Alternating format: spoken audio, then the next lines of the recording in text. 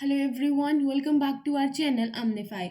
सो कल की क्लास में हम लोगों ने first, second and third question को सॉल्व करा था। उसके अंदर हमें जो भी वैल्यू एडिशन करनी थी हमने वो करके देखी थी, और कहीं पे अगर हमारी कोई ट्रिक या फिर कोई लॉजिकल गेसिंग अगर पॉसिबल थी तो हमने कल उसको भी चेक करके वहाँ पे देखा था। तो आज की क्लास में हम लोग करने वाले हैं 4, 5 एंड 6, ये तीनों क्वेश्चन हम लोग करने वाले हैं। तो आप देख सकते हो मैंने आपके लिए नोट्स बना ली हैं, राइट। अगर आपको नोट्स चाहिए आप एक काम कर सकते हो, आप टेलीग्राम चैनल को ज्वाइन कर सकते हो। अगर आपको चैनल का लिंक नहीं मिलता तो आप कमेंट चेक कर लेना या फिर आप डिस्क्रिप्शन को चेकआउट कर लेना। फाइन। तो ये आज की क्लास में हम लोग पढ़ने वाले हैं। आप इन नोट्स को कॉपी भी कर सकते हो, इनको पीडीएफ में रखना है, कैसे करना है आप वो कर सकते हो, राइट। तो मेरे पास आपके लिए सबसे पहला आज का क्वेश्चन है, To prevent reoccurrence of scams in Indian capital market, the government of India has assigned regulatory powers to। तो आपके पास 4 ऑप्शंस हैं कि जो कैपिटल मार्केट है उसमें स्कैम्स ना हो, उसको प्रिवेंट करने के लिए जो गवर्नमेंट ऑफ इंडिया है उसने किस रेगुलेटरी बॉडी को अथॉरिटी दे रखी है कि आप रेगुलेट करो जाके। तो देखो ये 4 आपके पास ऑप्शंस हैं। ऑप्शन नंबर 1 है सेबी, आरबीआई, एसबीआई। देखो दोनों ऑप्शंस रिपीट हो रहे हैं तो इसको कट कर दो। तो हमें 3 में से चूज करना है, सेबी, आरबीआई और एसबीआई में से आपको चूज करना है। तो देखो यहाँ पे प्योरली आपकी जो नॉलेज है वो ही काम आने वाली है। यहाँ पे मेरे हिसाब से तो कोई लॉजिकल गेसिंग तो वर्क नहीं कर रही है। अगर आपके हिसाब से कोई कर रही है तो प्लीज़ ज़रूर शेयर करना कमेंट सेक्शन में। फाइन। तो आ जाओ, कैपिटल मार्केट को थोड़ा सा समझने से पहले आपको पता होगा कि आपकी ना फाइनेंशियल मार्केट्स होती हैं। क्या होती हैं? फाइनेंशियल मार्केट्स होती हैं। ये फाइनेंशियल मार्केट्स क्या होती हैं?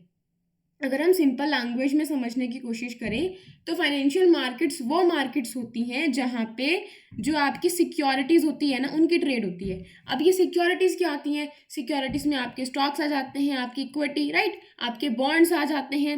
नहीं समझ में आ रहा तो कोई बात नहीं, जब हम आराम से फाइनेंशियल मार्केट का चैप्टर कभी पढ़ेंगे इकोनॉमिक्स में या फिर कभी आगे कोई क्वेश्चन आएगा, ठीक है, स्पेसिफिकली फाइनेंशियल मार्केट का अगर आगे कोई क्वेश्चन आता है मैं आपको अच्छे से बैठा दूंगी कि स्टॉक क्या होते हैं, स्टॉक मार्केट क्या होती है, ठीक है, ये बॉन्ड्स क्या होते हैं, ये हम सब कुछ देखेंगे।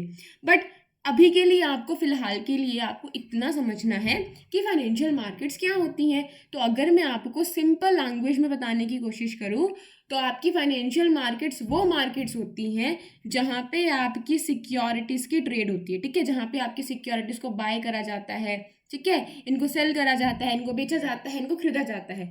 अब ये भी 2 तरह से होती हैं। अगर आपकी सिक्योरिटीज़ की जो ट्रेड है वो शॉर्ट टर्म के लिए हो रही है, शॉर्ट टर्म का मतलब अगर 1 साल से कम के लिए आपकी ट्रेड हो रही है उन सिक्योरिटीज़ की, तो वो आती है आपकी मनी मार्केट के अंदर। कहाँ पे आती है? मनी मार्केट के अंदर। लेकिन अगर 1 साल से ज़्यादा की जो है वो आपकी सिक्योरिटीज़ हैं, उनका जो टाइम पीरियड है वो 1 साल से ज़्यादा है, अगर उनमें ट्रेड होती है, उन इंस्ट्रूमेंट्स में अगर ट्रेड होती है तो वो आते हैं आपके कैपिटल मार्केट के अंडर में। समझ में आ गया? तो आपसे क्वेश्चन ये पूछा गया है कि जो ये आपके कैपिटल मार्केट्स हैं, राइट, कि जो ये आपकी कैपिटल मार्केट्स हैं इनमें कोई स्कैम्स ना हो। जो आपके स्कैम्स होते रहते हैं अगर इन्हें प्रिवेंट करने के लिए जो आपकी गवर्नमेंट ऑफ इंडिया है उसने किसको रेगुलेटरी पावर्स असाइन कर रखे हैं कि भाई आप जाके इसको रेगुलेट करो, आप ध्यान रखो यहाँ पे कि यहाँ पे कोई स्कैम ना हो पाए, सो दैट जो यहाँ पे लोग इन्वेस्ट कर रहे हैं, जो यहाँ पे इन्वेस्टर्स हैं, ठीक है, उनकी इन्वेस्टमेंट क्या रहे, सेफ रहे। तो किसको दे रखा है? तो देखो जहाँ पे बात आती है मनी मार्केट को रेगुलेट करने की तो वहाँ पे पिक्चर में आ जाता है आपका RBI, reserve bank of India. और जहाँ पे बात आती है कैपिटल मार्केट की, ठीक है, इसको आगे फर्दर हम डिवाइड करने वाले हैं प्राइमरी सेकेंडरी में, तो वो हमारा आज का टॉपिक बिल्कुल भी नहीं है, ठीक है। इतना याद रखो कि जो आपकी कैपिटल मार्केट है इसको रेगुलेट करता है आपका एसबीआई। कौन करता है? एसबीआई बोला मैंने, I am sorry, SEBI, okay, I am really sorry, SEBI, ठीक है। कौन करता है? सेबी। अब हम देखते हैं कि हमारा सेबी क्या है, राइट। आज की क्लास में हम लोग आरबीआई को टारगेट नहीं करने वाले हैं। हम इस क्वेश्चन में जो वैल्यू एडिशन करेंगे वो सेबी को लेके करेंगे और एसबीआई को लेके करेंगे, राइट। आरबीआई के और भी बहुत सारे क्वेश्चन आगे फॉर्म होंगे। देखो क्योंकि हमारे पास टाइम ना ज़्यादा लग जाएगा, टाइम हमारे पास कम है, तो हम कोशिश करेंगे जो हमने आरबीआई को आज पेंडिंग रखा है उसको कभी आने वाली क्लास में हम अच्छे से देख लें। तो आ जाओ, बिना टाइम वेस्ट करे हम पढ़ते हैं कि ये सेबी क्या है। तो सेबी की फुल फॉर्म जान लो पहले तो, securities and exchange board of India. SEBI की फुल फॉर्म क्या है? Securities and exchange board of India, right. तो थोड़ा पहले इसको मैं आपको बता देती हूँ ये है क्या, ठीक है। तो सेबी आपकी एक स्टैट्यूटरी बॉडी है, राइट, जो कि 12 अप्रैल 1992 में बनती है। इसका बेसिक फंक्शन क्या है, आगे भागना मत, रुक जाओ, अभी समझाऊंगी मैं, पहले मैं आपके लिए रीड कर रही हूँ ताकि आपको मेरी राइटिंग समझ में आ जाए, भागना मत, मैं पहले ही बता रही हूँ, ठीक है। देखो सेबी क्या है, सेबी जो है वो आपके एक एक्ट के अंडर बनती है, जो एक्ट होता है आपका सेबी एक्ट 1992 का। उसके तहत आपकी एक बॉडी की फॉर्मेशन होती है जिसका नाम होता है सेबी। और आपको पता है कि जब किसी लॉ से आपकी कोई बॉडी बनती है तब हम उसको क्या बोलते हैं, तब हम उसको बोलते हैं स्टैट्यूटरी बॉडी के नाम से हमसे जानते हैं। और ये बनी थी आपकी 12 अप्रैल 1992 में। फाइन, जो आपकी सेबी है इसका बेसिक फंक्शन क्या है, इसका बेसिक फंक्शन है is to protect the interest of investors. जो इन्वेस्टर्स वहाँ पे सिक्योरिटीज में इन्वेस्ट कर रहे हैं उनके इंटरेस्ट को क्या करना, प्रोटेक्ट करना, ठीक है। And promote and regulate the securities market, और प्रमोट करना और इन सिक्योरिटीज मार्केट को रेगुलेट करना, ठीक है। अगर आपको सेबी का हेडक्वार्टर बताऊं तो सेबी का हेडक्वार्टर है आपका मुंबई महाराष्ट्र में, और इसके रीजनल ऑफिसेज हैं अहमदाबाद, कोलकाता, चेन्नई एंड दिल्ली में। कई बार पेपर में क्वेश्चन आ जाता है कि बताओ, पेपर में कोई स्टेटमेंट आ गई कि सेबी का जो हेड क्वार्टर है ना वो है दिल्ली, तो अगर आपको पता होगा कि सेबी का हेड क्वार्टर आपका मुंबई महाराष्ट्र में है तो आप उस ऑप्शन को वहां से एलिमिनेट कर सकते हो, ठीक है। अगला क्वेश्चन बन सकता है कि बताओ क्या सेबी के, क्वेश्चन आ गया पेपर में, ठीक है, कि सेबी के ना 5 रीजनल ऑफिसेज हैं, तो आंसर क्या हो जाएगा, गलत हो जाएगा। क्यों हो जाएगा वो स्टेटमेंट गलत, क्योंकि भाई एसबीआई, मैं फिर एसबीआई बोल रही हूँ, सेबी के सिर्फ 4 ही रीजनल ऑफिसेज हैं, जो कि एक अहमदाबाद में है, ठीक है, एक कोलकाता में है, एक चेन्नई में है और एक आपका दिल्ली में है। समझ में आया, इसको याद कर लेना। आ जाओ जरा देखते हैं ये सेबी हमारा एग्जिस्टेंस में कैसे आता है। तो सबसे पहले एक बॉडी होती थी जिसका नाम होता था सीसीआई, सीसीआई, ठीक है, कंट्रोलर ऑफ कैपिटल इश्यूज। तो ये एक आपकी रेगुलेटरी अथॉरिटी होती थी, ठीक है, जो कि कैपिटल इश्यूज कंट्रोल एक्ट 1947 के तहत बनी थी। यही एक्ट इस बॉडी को पावर देता था फंक्शन करने के लिए, ठीक है। इसी एक्ट से ये जो बॉडी थी कंट्रोलर ऑफ कैपिटल इश्यूज, ये अपनी फंक्शंस एंड पावर्स को डिराइव करती थी। तो ये क्या करती थी, ये रेगुलेट करती थी आपकी कैपिटल मार्केट्स को, तभी तो ये एक रेगुलेटरी अथॉरिटी थी। फाइन, फिर क्या होता है, अप्रैल 1988 में बनाया जाता है सेबी को। लेकिन सेबी को जब बनाया जाता है ना तो गवर्नमेंट के डिसीजन से, ठीक है, एक गवर्नमेंट के रेजोल्यूशन से बनाया जाता है। रेजोल्यूशन का मतलब क्या होता है, गवर्नमेंट ने सोचा, फैसला कर, एक फॉर्मल डिसीजन ले लिया कि अच्छा अब हम लोग ये बॉडी बनाने वाले हैं, उन्होंने फैसला कर लिया और गवर्नमेंट ने अपने रेजोल्यूशन से, अपने फॉर्मल डिसीजन से एक बॉडी बना दी जिसको उन्होंने नाम दे दिया SEBI, securities and exchange board of India. कब दिया, अप्रैल 1988 में। अब देखो ये गवर्नमेंट की डिसीजन से कोई बॉडी बन रही है, यहाँ पे कोई लॉ पास नहीं करा जा रहा। तो जब यहाँ पे कोई लॉ आपका पास नहीं करा जा रहा तो मुझे बता दो, क्या जो सेबी है जो अप्रैल 1988 में बनी है वो स्टैट्यूटरी बॉडी कहलाएगी? नो, क्योंकि ये गवर्नमेंट के रेजोल्यूशन से पास की गई है, कोई लॉ से पास नहीं करी गई, इसीलिए हेंस ये जो बॉडी है ये स्टैट्यूटरी बॉडी नहीं है। तो आप बोलोगे आपने अभी तो बताया कि ये है। तो देखो जब अप्रैल 1988 में ये बनती है, ठीक है, तब ये सिर्फ एक डिसीजन से बनती है, एक रेजोल्यूशन से बनती है, जिसकी वजह से इसके पास कोई लीगल पावर नहीं होती। अब क्या होता है कि सेबी एक्ट आता है 1992 में, 88 में ये बन चुकी है बट अभी इसके पास स्टेटस नहीं है, ठीक है, इसके पास कोई लीगल पावर्स नहीं है। 1992 में जैसे आपका एक लॉ पास होता है सेबी एक्ट 1992, तब इसको पावर मिल जाती है और ये बॉडी बन जाती है ऑटोनॉमस एंड स्टैट्यूटरी पावर, जिसको मिल जाती है और एक ऑटोनॉमस बॉडी के नाम से जानी जाती है। ऑटोनॉमस का मतलब ये इंडिपेंडेंट है, ठीक है, एक लीगल अथॉरिटी है to regulate the capital market. अब इसके पास लीगल अथॉरिटी है, ये अपने फैसले खुद ले सकती है, इसके पास ऑटोनॉमी है। फाइन, समझ में आ गया। तो हम कह सकते हैं कि हमारे सेबी ने किसको रिप्लेस कर दिया, सीसीआई को, कंट्रोलर ऑफ कैपिटल इश्यूज को रिप्लेस कर दिया, जो कि 1947 से अपने पावर्स एंड फंक्शंस को डिराइव करती थी जो बॉडी हमारी। फाइन, पेपर में क्वेश्चन आएगा, कोई ऐसे ही बॉडी का नाम लिख देंगे कि ओके सेबी ने इसको रिप्लेस करा, तो आपको पता होना चाहिए सेबी ने कंट्रोलर ऑफ कैपिटल इश्यूज को क्या करा था, रिप्लेस करा था। फाइन, अब देखो यूपीएससी में तो आप ट्रिक लगा लोगे कि यूपीएससी जो है ना वो बॉडी जनरली हमारा जो है वो गलत देता है, रॉन्ग देता है, it's which is okay, fine, you can do that. लेकिन यार नॉलेज ना हमेशा काम आती है। अब आप सिर्फ यूपीएससी को हम लेके नहीं बैठ सकते, ये मेरे से बहुत बड़ी बेवकूफ़ी होगी कि मैं सिर्फ यूपीएससी यूपीएससी यूपीएससी करती घूमती रही, यही मेरी टाइम को बर्बाद कर गया। और भी बहुत सारे एग्जाम्स होते हैं, पहले हमें गवर्नमेंट जॉब ना सिक्योर कर लेनी चाहिए। तो अगर आप कोई और पेपर उठा के देखोगे, आप अगर पीसीएस का देखोगे ना, तो वहाँ पे ट्रिक्स बहुत ही रेयर काम करती हैं, बहुत ही रेयर काम करती हैं। वो प्योरली आपका नॉलेज बेस्ड होता है, राइट। तो यार अगर आपको पता होगा तो वो कहीं ना कहीं आपका बेनिफिट ही करेगा। तो चलो आगे बढ़ते हैं। जान लिया हमने कैसे बनी है। पहले 88 में बनी थी, सिर्फ एक रेजोल्यूशन से बनी थी, जिसकी वजह से इसके पास कोई लीगल पावर्स नहीं थी, ठीक है। बट क्या होता है, जैसे ही आपका 12 अप्रैल 1992 में ये एक्ट पास होता है, ये बॉडी बन जाती है आपकी एक स्टैट्यूटरी बॉडी। फाइन जी, ओके। अब इसका स्ट्रक्चर देख लेते हैं।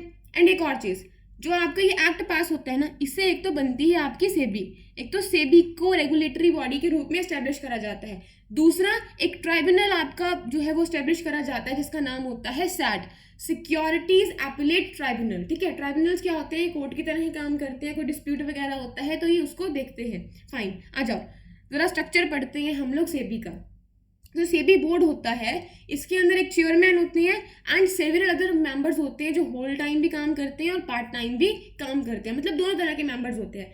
अब पेपर में क्वेश्चन आएगा कि सेबी में सिर्फ ना होल टाइम काम करने वाले ही मेंबर्स होते हैं, तो स्टेटमेंट गलत हो जाएगी। या सेबी में सिर्फ पार्ट टाइम मेंबर्स ही होते हैं काम करने वाले, तो ये भी स्टेटमेंट क्या हो जाएगी, हमारी गलत हो जाएगी। Fine, okay.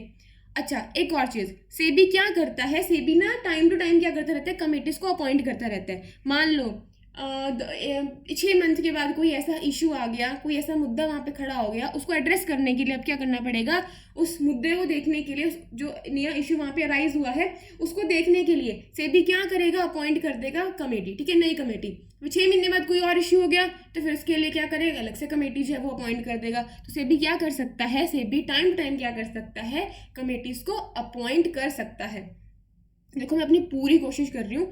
एंड एक क्वेश्चन ना आपके माइंड में ज़रूर आएगा कि अमन देखो सेबी की यहाँ पे बात हो रही है, तो आपने नोट्स बना दिए और हमें समझा दिया, तो कल को अगर मान लो कि 96 वाले पेपर में भी सेबी की बात होगी, हम फिर से नोट्स लिखेंगे।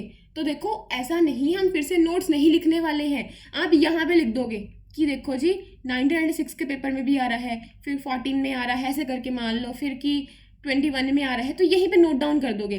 और जब आप ये वाला पेपर करोगे 1996 का, वहाँ पे डाल दोगे कि चेक 1995 वाला पेपर। समझ में आया। बट हम जब रिवाइज करेंगे तब मैं आपको रिवाइज सारा करवा दूंगी, क्योंकि रिवीजन जो है ना वही हमारे मेन काम आने वाली है। यूँ तो आप भूल जाओगे 10 मिनट के बाद, बताया था ना मैंने फॉरगेटिंग कब होता है। हम इतनी जल्दी याद नहीं कर पाते जितनी जल्दी हम लोग भूलते हैं। अभी हम इतना याद है, फिर तो एकदम से ये हमारा जो कर्व है वो डिक्लाइन करेगा और हम अपना सब कुछ भूलना स्टार्ट हो जाएंगे, ठीक है। मतलब फॉरगेटिंग कर्व जो है हमारा क्या कहता है कि हम लोग बड़ी जल्दी जो है वो भूलते हैं। अब इतना याद है, बाद में सिर्फ इतना ही बचेगा। Fine, okay. बड़ी तेजी से वो क्या करेगा, डिक्लाइन हो जाएगा। आजो जी आगे बढ़ते हैं, छोड़ो छोड़ो छोड़ो, ओके।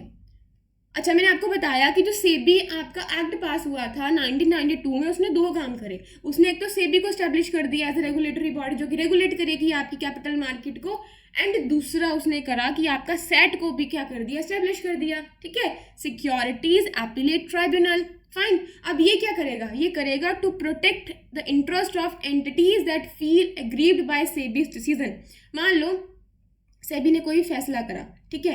अब एंटिटीज में मान लो कोई लोग हैं या कोई कंपनीज हैं, जो भी हैं, सेबी ने कोई फैसला दिया, बट जो मान लो कोई लोग या फिर कोई कंपनीज जो है ना उस डिसीजन से खुश नहीं है, वो बोलती हैं हम नहीं मानेंगे आपकी बात, तो उसके रिगार्डिंग क्या करते हैं, वो इसके ट्राइब्यूनल के पास जाते हैं, ठीक है। और ये जो है सैट क्या करता है, प्रोटेक्ट करेगा उनका इंटरेस्ट को, एंटिटीज़ के इंटरेस्ट को, जो जिनको लगता है कि यार हम लोग सेबी के फैसले से क्या नहीं है, खुश नहीं है। तो डिस्प्यूट को ये कौन देखेगा, हमारा सैट देखेगा। फाइन, अब सैट में क्या होता है, सैट में एक प्रिजाइडिंग ऑफिसर होते हैं और 2 अदर मेंबर्स भी होते हैं। और जो आपका सैट होता है इसके पास सेम पावर्स होती हैं जो कि आपके सिविल कोड के पास होती हैं। और अगर कई बार कोई एंटिटी, कोई कंपनी या कोई जो सैट के फैसले से सेटिस्फाइड नहीं है, उसको लगता है कि नहीं सैट अभी ये बात नहीं आपकी, नहीं ये बात आपकी सही नहीं है, हम सेटिस्फाइड नहीं है, ठीक है। जो भी सैट ने कोई डिसीजन दिया, कोई ऑर्डर दिया, अगर कोई एंटिटी उससे खुश नहीं है तो वो जाके सुप्रीम कोर्ट में भी क्या कर सकती है, सुप्रीम कोर्ट में भी जाके क्या कर सकती है, अपील कर सकती है। तो पेपर में क्वेश्चन आएगा, कि बताओ सैट किस एक्ट के अंदर बना, तो ये सेबी एक्ट 1992 के अंदर बना था। और इसके पास इसके पास पावर्स होती हैं सिविल कोर्ट की। और अगर कोई एंटिटी यहाँ पे खुश नहीं है, उसको लगता है कि भाई हम इसके डिसीजन या ऑर्डर से सेटिस्फाई नहीं है तो वो पार्टी के पास राइट है कि वो कर सकती है अपील, कहाँ पे, सुप्रीम कोर्ट में जाके। आई होप आपको सेबी समझ में आ रहा होगा। अब देखते हैं सेबी के पास कौन सी पावर्स हैं और कौन से जो फंक्शंस हैं हमारा सेबी जो है वो परफॉर्म करता है। इससे पहले मैं ज़रा ये देख लूँ कि जो हमारी रिकॉर्डिंग है वो सही सलामत चल रही है या फिर नहीं चल रही। तो ये हमारी रिकॉर्डिंग अच्छे से काम कर रही है, फाइन, रिकॉर्डिंग हमारी काम कर रही है, fine. Powers and functions of SEBI, आ जाओ देखते हैं। सबसे पहला जो इसके पास जो पावर्स हैं, ठीक है, quasi legislative and quasi judicial powers, मतलब ना तो पूरी तरह से इसके पास पावर नहीं है, क्वासी लेजिस्लेटिव है एंड क्वासी जुडिशियल है, ठीक है।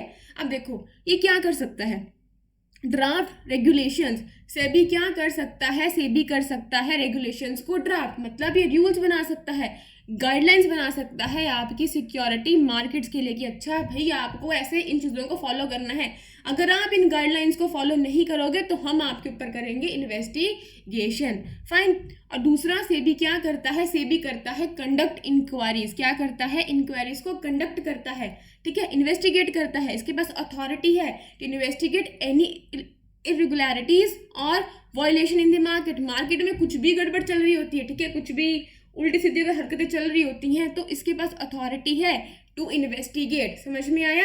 दूसरा पास रूलिंग्स, सेबी क्या कर सकता है, SEBI can make decisions and judgement on matters, कोई मैटर हो गया, ठीक है, कोई गलत काम हो रहा था, फ्रॉडलेंट एक्टिविटी हो रही थी, कोई लोग घोटाला कर रहे थे, तो वहाँ पे ये अपने जजमेंट्स दे सकता है, ठीक है, डिसीजन ले सकता है, इम्पोज कर सकता है पेनल्टीज, इन्फोर्स पेनल्टीज, जो लोग क्या करते हैं, जो सेबी ने रेगुलेशंस बनाए, जो रूल्स बनाए, जो गाइडलाइंस बनाई, अगर उनका वायलेशन होगा तो सेबी क्या करेगा, सेबी बोलेगा भाई आप लोगों ने हमारी बात नहीं समझी ना, अब आ जाओ हम आपके ऊपर इम्पोज करने वाले हैं पेनल्टी, समझ में आया। कुछ भी कर सकता है, एसेट्स को सीज कर देगा, कुछ भी कर देगा, मतलब किसी भी फॉर्म में क्या करेगा सेबी उनके ऊपर इम्पोज कर देगा पेनल्टीज एज अ पनिशमेंट उनको, समझ में आया, ठीक है जी, फाइन।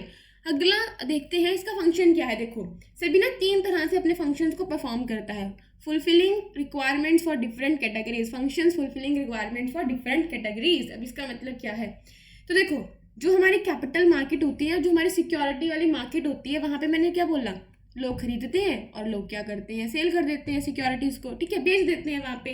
तो वहाँ पे कुछ ऐसे लोग होंगे, एग्जाम्पल समझाती हूँ मैं आपको, कुछ नहीं समझ में नहीं आएगा, आ जाओ, ठीक है जी। देखो मान लो ये कोई कंपनी है, ठीक है, इसका नाम है XYZ, या फिर मान लो अम्निफाई, नहीं इसका XYZ इसका हम लोग नाम दे देते हैं। अब इस कंपनी को चाहिए पैसा, इस कंपनी को चाहिए फंड्स, क्योंकि भाई कंपनी को अपना बिजनेस सेटअप करना है, कंपनी के पास इतना पैसा नहीं है, तो लोगों को बोलेगी भाई हम आपको सिक्योरिटीज प्रोवाइड करते हैं, आप हमें दो पैसा, स्टॉक्स भी हो सकते हैं, बॉन्ड्स भी हो सकते हैं। अब स्टॉक्स और बॉन्ड्स नहीं समझ में आया, टेंशन मत करो, बाद में समझेंगे, ठीक है। अब कोई XYZ कंपनी है, ठीक है, इसको चाहिए पैसा। अब जो सेबी है वो इस XYZ कंपनी को, जो कि इश्यूअर है, जो कि इशू करेगी स्टॉक्स एंड बॉन्ड्स को, सिक्योरिटीज को जो इशू करेगी उसको प्रोवाइड करेगा मार्केट प्लेस की देखो XYZ कंपनी, आप ये मार्केट है, आप यहाँ पे आओ, क्योंकि यहाँ पे बहुत सारे क्या आते हैं, इन्वेस्टर्स आते हैं जो आपकी कंपनी में क्या करेंगे, आके इन्वेस्ट करेंगे। तो सेबी कौन सा फंक्शन परफॉर्म करता है इश्यूअर्स के लिए, ये उनको प्रोवाइड करता है मार्केट प्लेस, ठीक है, जो इश्यूअर्स होते हैं, जो कंपनीज होती हैं, so that they can raise their fund, या तो इश्यू करके स्टॉक्स को या फिर बॉन्ड्स को, समझ में आया, मतलब इक्विटी को या फिर बॉन्ड्स को। जब हमारी इक्विटी की बात होती है तो उनको ऑनरशिप मिल जाती है, ये हम सब बाद में समझेंगे, फाइन। तो देखो कंपनी आ गई, अब इसको प्रोवाइड कर दी सेबी ने आपकी मार्केट प्लेस, क्या प्रोवाइड कर दी सेबी ने, मार्केट प्लेस। अगर मैं SBI बोल दूँ ना तो प्लीज समझ आना मैं सेबी की बात करी, क्योंकि ना ट्विस्ट हो जाते हैं वर्ड्स, पता नहीं चलता इंसान को, फाइन।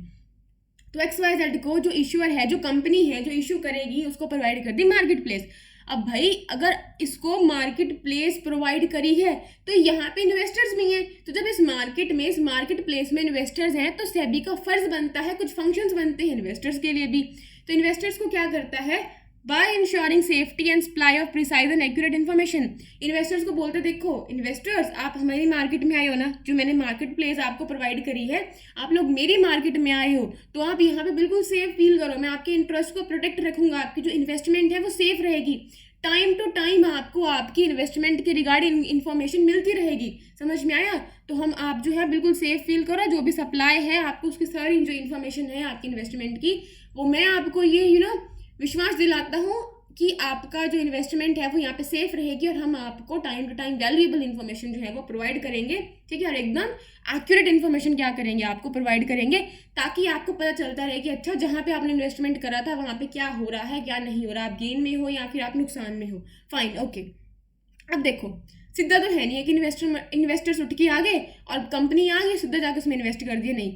अब इन्वेस्टर्स को नहीं पता होता कि कहाँ पे इन्वेस्ट करें, कंपनीज बहुत सारी होती हैं, तो ये काम आसान करती हैं आपकी इंटरमीडियरीज, ठीक है, इंटरमीडियरीज, सही बोला ना मैंने, और जब हम स्पीड से बोलते हैं ना टंग ट्विस्ट हो जाती है।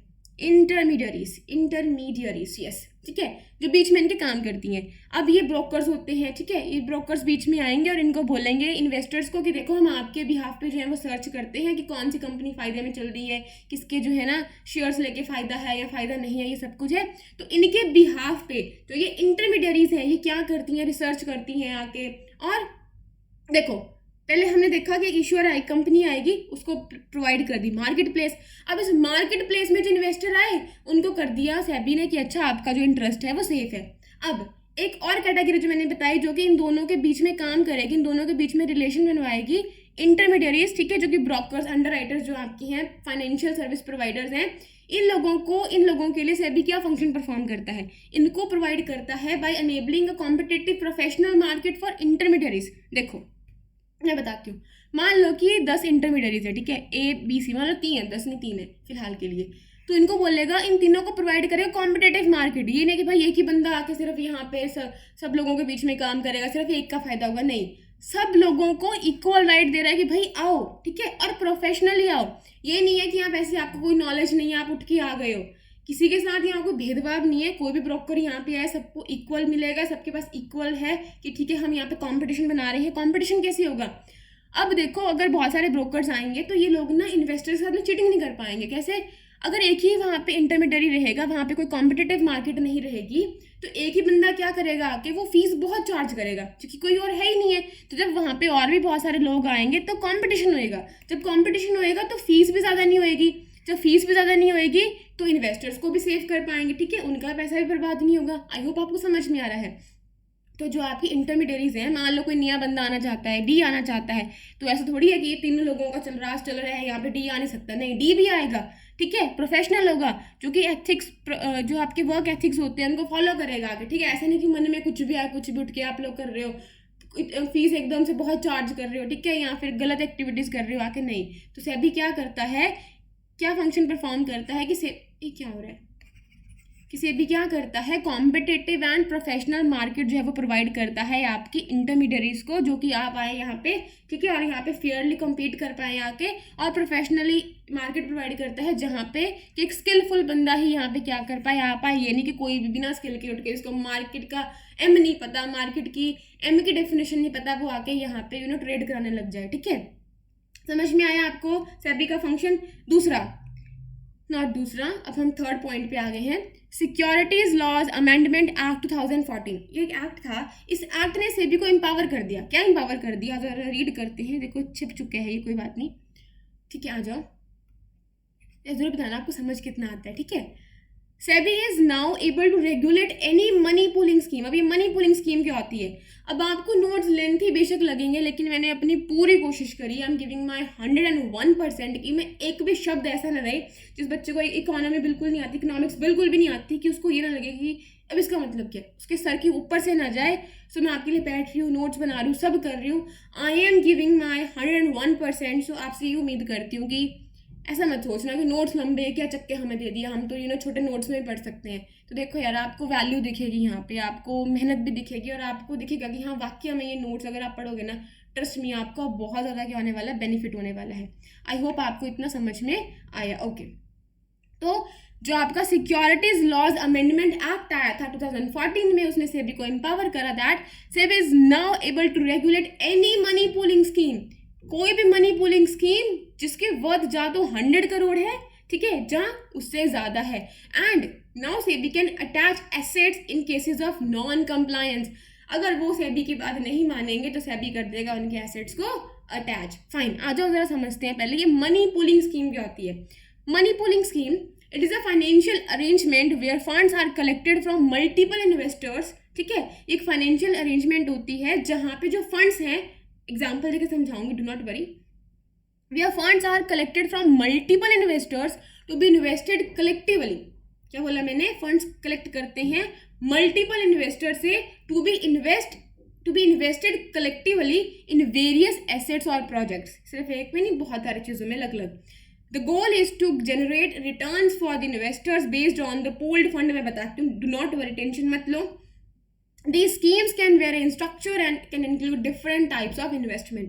मान लो कि कोई ना मान लो कि आप 10 लोग हो, ठीक है, आप 10 लोग ना किसी जगह पे पैसा इन्वेस्ट करना चाहते हो। अब मान लो आप सबके पास सिर्फ ना हज़ार रुपए हैं, बट 1000 रुपये की कोई वैल्यू नहीं होती यार। तो आप 10 लोगों ने सोचा कि हम लोग 10 लोग मिलके क्या कर देंगे, इस हज़ार को जो है ना वो कलेक्टिवली क्या कर देंगे, किस जगह पे इन्वेस्ट कर देंगे।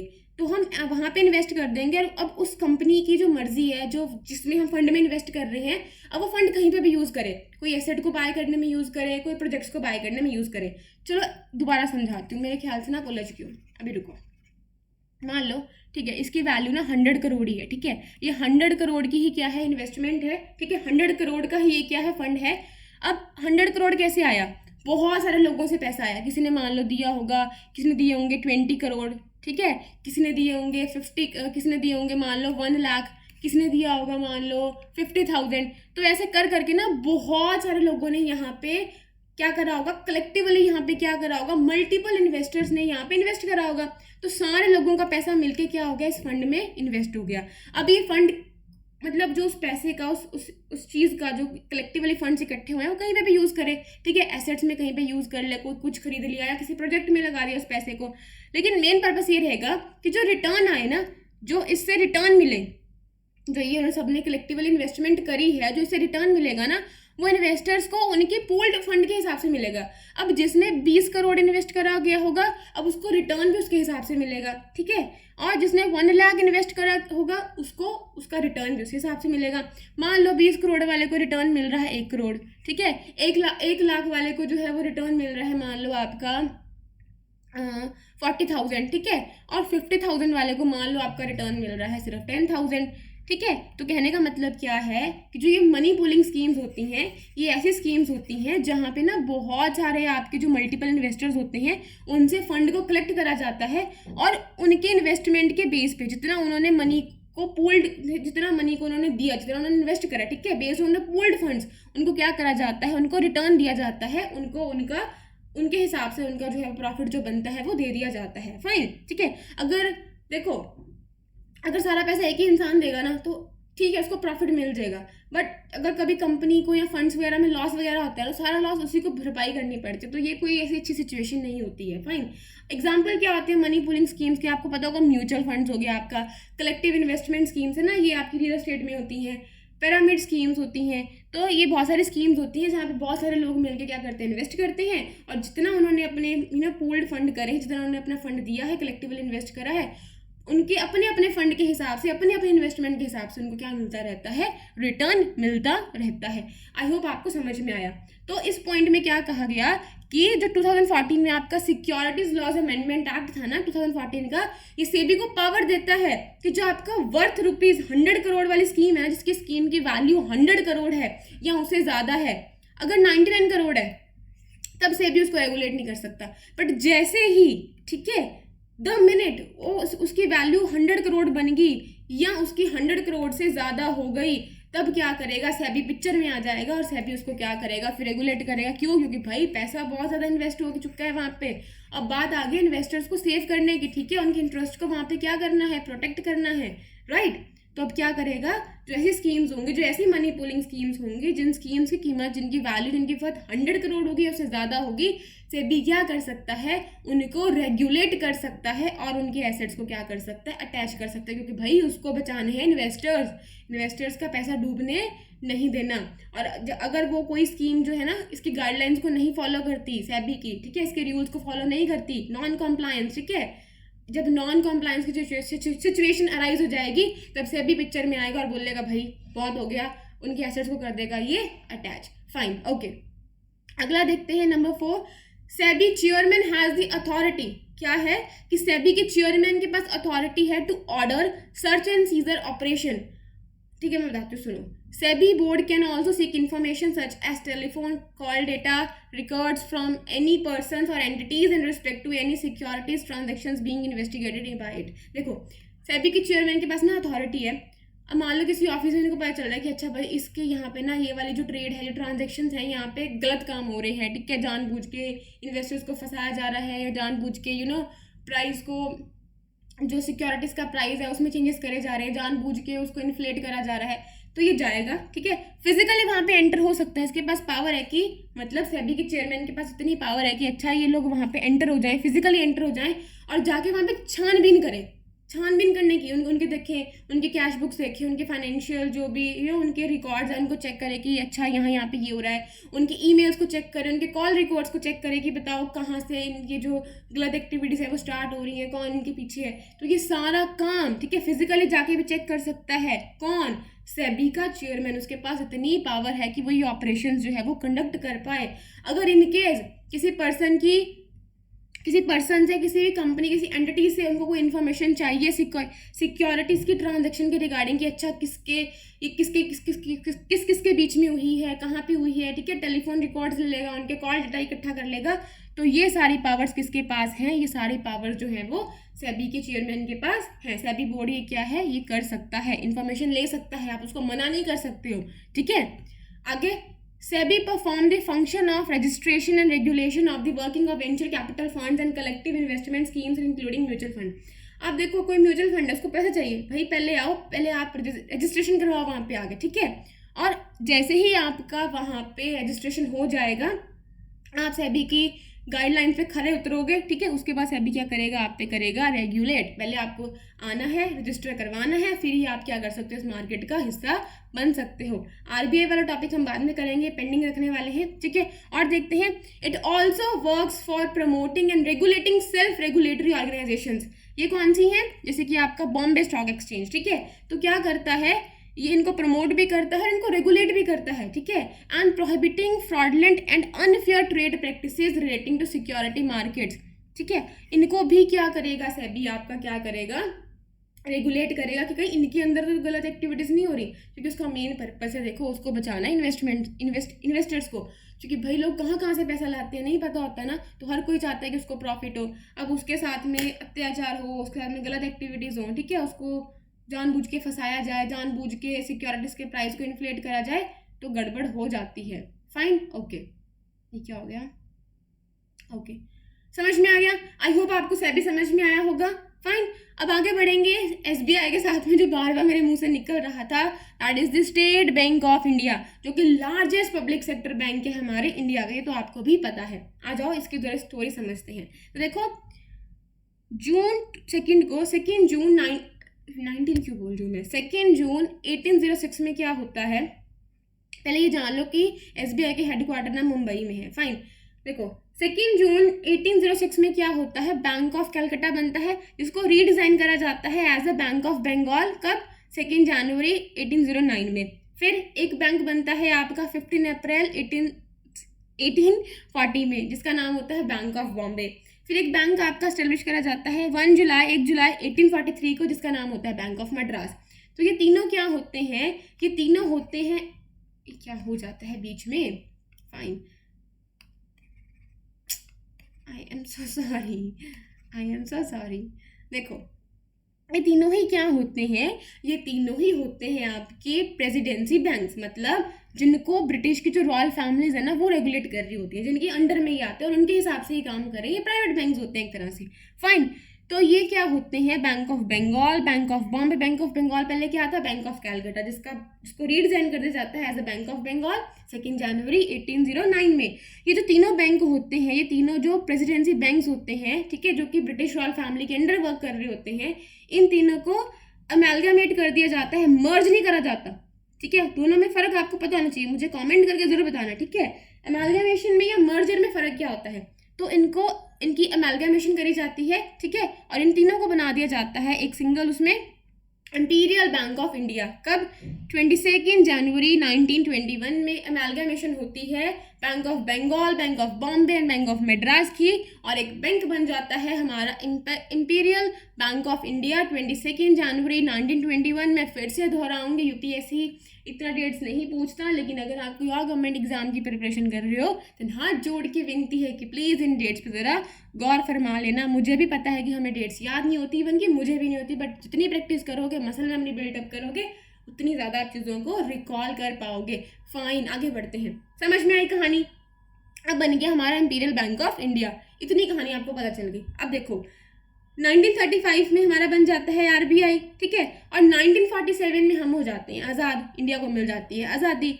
तो अब चाहती है सरकार कि भाई अब ना डेवलपमेंट करी जाए, इतनी पॉवर्टी है, कितना बुरा हाल है लोगों का, तो अब क्या करा जाए, अब हमें करनी चाहिए डेवलपमेंट यहाँ पे। तो डेवलपमेंट करने के लिए क्या होगा, तो जो आपकी गवर्नमेंट थी इंडिया की, उसने आरबीआई को बोला कि आरबीआई आप एक काम करो, जो आपका ये इंपीरियल बैंक ऑफ इंडिया है ना, आप इसको जाके बोलो कि जो गांव वाले एरियाज हैं वहाँ पे जाके अपनी ब्रांचेस को ओपन करें।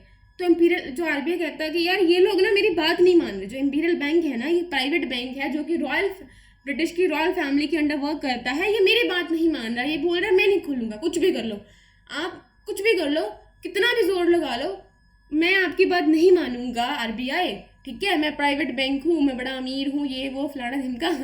ये सिर्फ मजाक है, ठीक है। तो इंपीरियल बैंक जो है वो आरबीआई की बात नहीं मानता, तो आरबीआई कहता है ये मेरी बात नहीं मान रहा गवर्नमेंट ऑफ इंडिया, ये तो प्राइवेट बैंक है। तो फिर गवर्नमेंट ऑफ इंडिया अपने उसमें आती है, अपनी हीरोपंती दिखाती है, एंड 1955 में क्या करती है, गवर्नमेंट ऑफ इंडिया इस इंपीरियल बैंक को क्या कर लेती है, अंग्रेजों से खरीद लेती है, और फाइनली 1 जुलाई 1955 को एसबीआई एक्ट जो है वो पास करती है, जिसके तहत आपका बन जाता है state bank of India. SBI की क्या हो जाती है, एस्टेब्लिशमेंट हो जाती है। फाइन। और जो इंपीरियल बैंक होता है इसका नाम बदल के रख दिया जाता है आपका state bank of India. Fine, ठीक है। अब क्या होता है, 1959 में एक एसबीआई सब्सिडरी एक्ट जो है वो पास होता है, जिसमें क्या होता है, जो आपका एसबीआई है ना वो टेक ओवर कर लेता है, वो एक्वायर कर लेता है 8 बैंक्स को, 8 फॉर्मर स्टेट एसोसिएटेड बैंक्स को, मतलब उन बैंक्स को जो कि प्रिंसली स्टेट्स को क्या कर रहे होते हैं, बिलोंग कर रहे होते हैं, ठीक है। और इनको बाद में बोला जाता है एसोसिएट। फाइन। अब कौन कौन से बैंक हैं याद कर लो, यूपीएससी पूछ सकता है, ये तो रट्टा ही मारना पड़ेगा, यहाँ पे कोई कॉन्सेप्ट हम समझने वाले नहीं है, ठीक है। कौन कौन से बैंक हैं जो एसबीआई आपका एक्वायर करता है, कितने बैंक एक्वायर करता है, 8 करता है। कितने करता है, एसबीआई है ना, एसबीआई, ठीक है, बी ऐसे बन रहा है ना, तो ऐसे कर लो कि 8 बन गया। तो एसबीआई कितने बैंक्स को जो है वो एक्वायर करता है, वो एक्वायर करता है 8 बैंक्स को। State bank of Jaipur, state bank of Bikaner जो कि राजस्थान में है, स्टेट बैंक ऑफ पटियाला जो पंजाब में है, state bank of Hyderabad Telangana, state bank of Mysore Karnataka, state bank of Saurashtra Gujarat, state bank of Indore Madhya Pradesh, and state bank of Travancore yes Kerala. Fine, ठीक है। और एसबीआई जो है हमारा 43rd लार्जेस्ट बैंक है पूरी वर्ल्ड में, पूरी दुनिया में 43rd लार्जेस्ट है, इंडिया में लार्जेस्ट बैंक है। और इसकी रैंक कितनी है, रैंक है 221 in the Fortune global 500 list of the world's biggest corporation of 2020, being the only Indian bank on the list, ठीक है। ये एक बैंक है जिसकी रैंक कितनी है इंडियन बैंक की आपकी फॉर्च्यून ग्लोबल वाली लिस्ट में 221 रैंक पे आया है, ठीक है, आउट ऑफ दी 500। समझ में आ गया? फाइन। फाइनली हमारा एक क्वेश्चन जो है वो पूरा होता है, इसमें हम अच्छे से वैल्यू एडिशन को कर चुके हैं। आई होप आपने इंजॉय करा। तो पानी वानी पी लो, मेरे पास पानी नहीं है यार, मैं कहाँ से पीऊँ, आई एम सॉरी, ठीक है। समझ में आया? Are you people enjoying? मुझे आपका नहीं पता यार, but I am enjoying, seriously I am enjoying. और अब मुझे इतना सच्ची नहीं पता मेरी आवाज़ रिकॉर्ड हो रही है या कितनी बैकग्राउंड नॉइज आ रही है, बाद में पता चलेगा वो एफर्ट्स लगने के बाद। I hope, please you know, pray करती हूँ मैं कि सही हो सब कुछ। फाइनली चलो, मजाक बहुत हो गया, आप फ्रेश हो गए दोबारा से, ठीक है जी। अब चलते हैं अपने अगले क्वेश्चन पे, और हमारा अगला सवाल है आपके लिए, अगला सवाल है फॉर 100 करोड़ रुपीज़। फाइन, आ जाओ। Consider the table given below providing some details of the results of the election to the Karnataka। ये कुछ नहीं है, ठीक है, छोड़ो, ठीक है, सिर्फ यहाँ पे आ जाओ। देखो, इसको सुनो। एक जनता दल पार्टी है, एक कांग्रेस पार्टी है, एक बीजेपी पार्टी है। जनता दल को, ठीक है, सीट्स मिली हैं 36, ठीक है, मतलब परसेंटेज ऑफ सीट्स ऑब्टेन 36, ये भी छोड़ो चलो यार। और सीट इसको मिली है इतनी इसको परसेंट वोट्स मिली हैं, इतनी सीट्स मिली हैं, इतनी वोट्स, इतनी सीट्स, ये छोड़ो पहले, तो इधर आ जाओ। In terms of electoral analysis, the voter seat, मैं बहुत स्पीड से बोलती हूँ ना तो मेरी टंग ट्विस्ट हो जाती है, ठीक है। In terms of electoral analysis, the voter seat distortion is to be explained as the result of the adoption of. तो पहले तो समझते हैं इसको, ठीक है। ये तो मुझे पता है कि आपको इसका आंसर पता है कि first past the post system है, क्या है, डिस्टोर्शन का मतलब क्या है क्या नहीं है, समझते हैं। आ जाओ पहले चलते हैं हम अपने नोट्स की तरफ, बढ़ाते हैं हम कदम अपने नोट्स की तरफ। तो पहला सिस्टम जो हमें समझना है that is the first past the post system, जिसका दूसरा नाम है प्लूरैलिटी सिस्टम। मेरी बहुत टंग ट्विस्ट होती है, I am really really really very sorry. हर इंसान में कोई ना कोई कमी होती है, तो यार मैं बोलती ना बड़ा फास्ट तो मेरा हो जाता है, ठीक है जी। चलो, first past the post system, और मैं इसको दोबारा प्रोनाउंस करती हूँ प्लूरैलिटी सिस्टम। फाइन, अभी मैं थोड़ी देर में बोलूँगी तो ये प्रोनाउंस हो जाएगा मुझसे, अभी ज़रा टंग फिसल रही है, ठीक है। बचपन में होता था ना कभी कभी कॉन्ग्रेचुलेशन भी बोला जाता था, तो उसकी वजह से। आ जाओ छोड़ो, ओके। तो इस सिस्टम में क्या होता है, जो आपका ये वोटिंग सिस्टम होता है जिसका नाम है first past the post system या प्लूरैलिटी सिस्टम, उसमें क्या होता है, इंटायर कंट्री को डिवाइड कर दिया जाता है इनटू 543 कॉन्स्टिट्यूएंसीज। अब देखो, मान लो ये हमारी पूरी इंडिया है, ये क्या है, पूरी इंडिया है। अब इस पूरी इंडिया को क्या कर दिया जाएगा, 543 कॉन्स्टिट्यूएंसीज में क्या कर दिया जाएगा, ऐसे करके डिवाइड कर दिया जाएगा, ठीक है। क्या कर दिया जाएगा, डिवाइड कर दिया जाएगा। और यहाँ से मान लो 4 लोग खड़े हुए हैं, यहाँ से भी 4 पार्टीज के लोग खड़े हुए हैं, यहाँ से भी 4 पार्टीज के लोग खड़े हुए हैं, हर जगह से 4 कितने भी लोग खड़े हुए हैं, लेकिन सिर्फ सेलेक्ट होके जीत के सिर्फ एक ही इंसान आएगा। कितने इंसान आएगा, यहाँ से भी एक जीतेगा, यहाँ से भी एक जीतेगा, ठीक है, यहाँ से भी एक जीतेगा, यहाँ से भी एक जीतेगा, यहाँ से भी एक जीतेगा। मान लो 10 जगह से ना आपकी कांग्रेस जीतेगी, तो आपकी जो कांग्रेस है उसके पास कितनी सीट्स आ गई, 10 सीट्स आ गई, फाइन। और मान लो 5 जगह से या कितनी भी जगह से आपकी आम आदमी पार्टी जीत गई, तो आम आदमी पार्टी के पास आपकी आ गई 5 सीट्स, मतलब 5 जगह से वो क्या कर चुकी है, जीत चुकी है।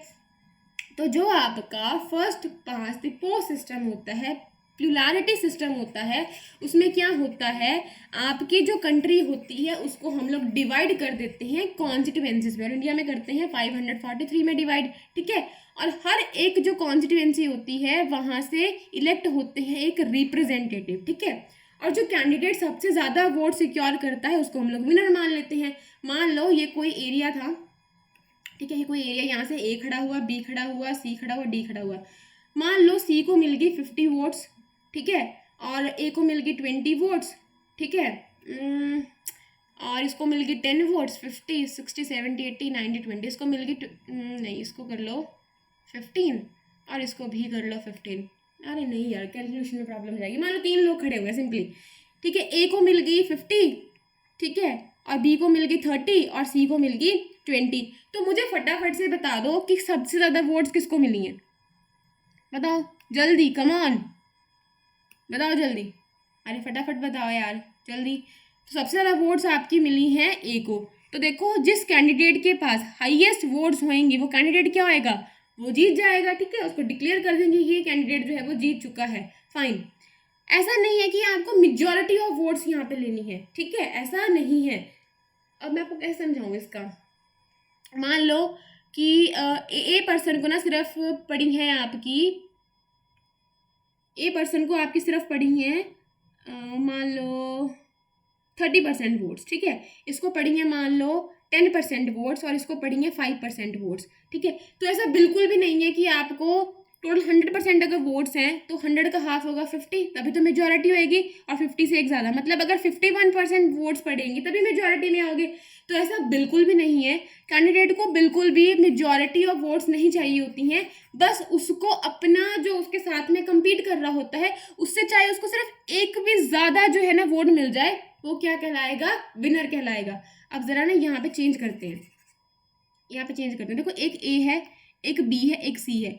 मान लो ए को मिली है सिर्फ 20 वोट्स, बी को मिली है सिर्फ 10 वोट्स और सी को मिली है 5 वोट्स।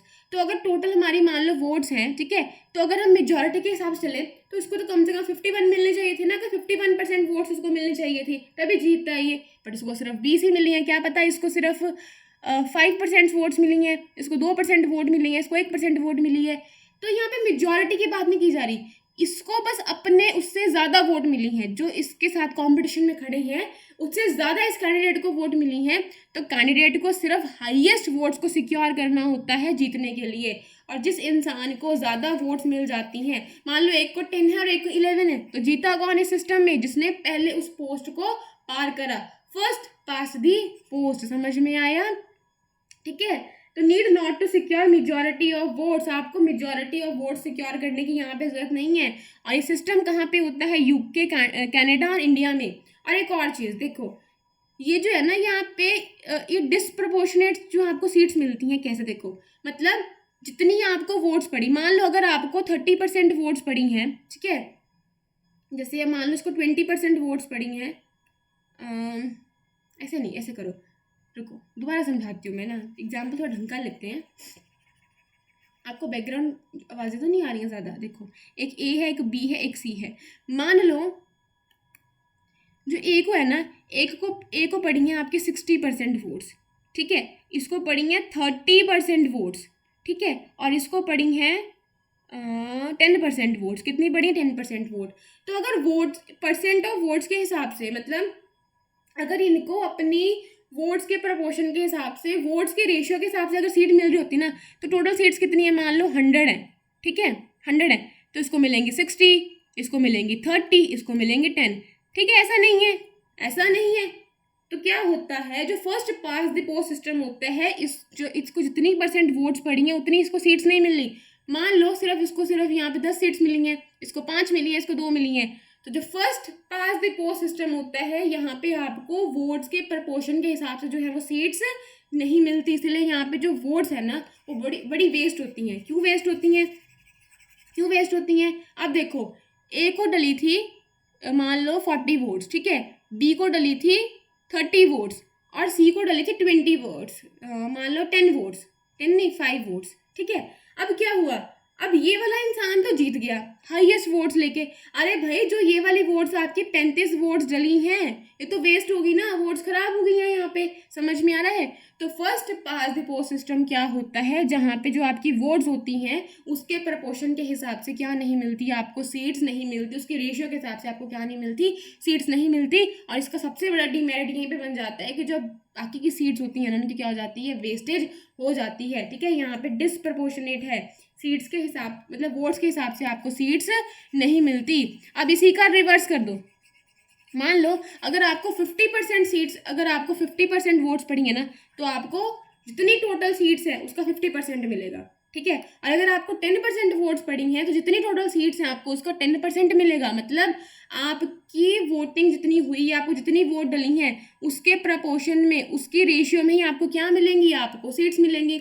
तो जो ये सिस्टम होता है इसको बोलते हैं प्रोपोर्शनल रिप्रेजेंटेशन। क्या बोलते हैं?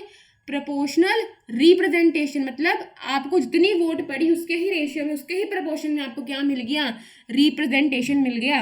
इन this system a party gets the same proportion of the seats as its proportion of votes. जितनी वोट्स मिली उतना ही सीट्स, ठीक है। टोटल सीट्स है मान लो 100%, दोबारा बता रही हूँ कि मान लो ये वाली जो पार्टी है। एक और चीज़, first past the post system में क्या होता है, हम कैंडिडेट को वोट करते हैं।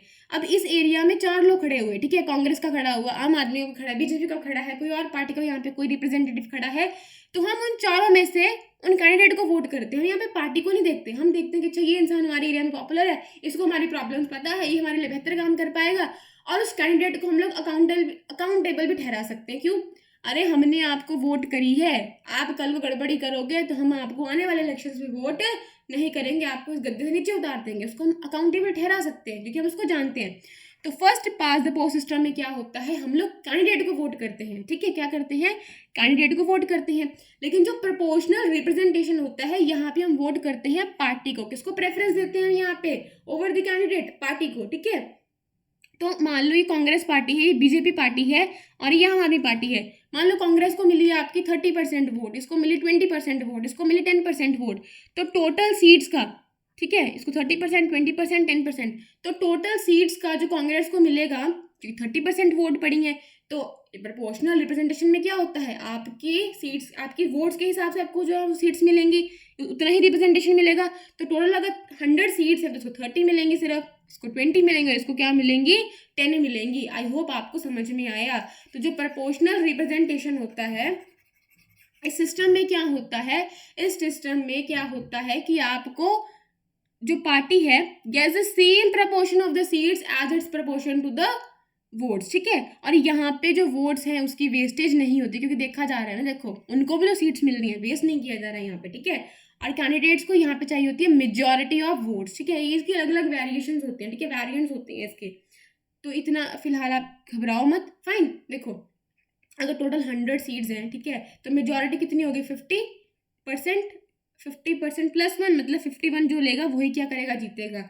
यहाँ पे नहीं ये नहीं कि इसको कितनी, इसको ज़्यादा वोट्स मिलेगी, नो, यहाँ पे आपको मेजॉरिटी ऑफ वोट्स क्या करना पड़ेगा, अपने हवाले करना पड़ेगा, तभी आपको क्या मिलेगी, जीत मिलेगी, ठीक है। कैंडिडेट को क्या चाहिए, यहाँ पे मेजॉरिटी ऑफ वोट्स चाहिए। अगर नहीं मिलता तो दोबारा इलेक्शन देखा जाता है, तो ये प्रोसेस होती है। फिलहाल छोड़ो, आगे देखो। तो यहाँ पे हम क्या करते हैं, पार्टी के लिए वोट करते हैं।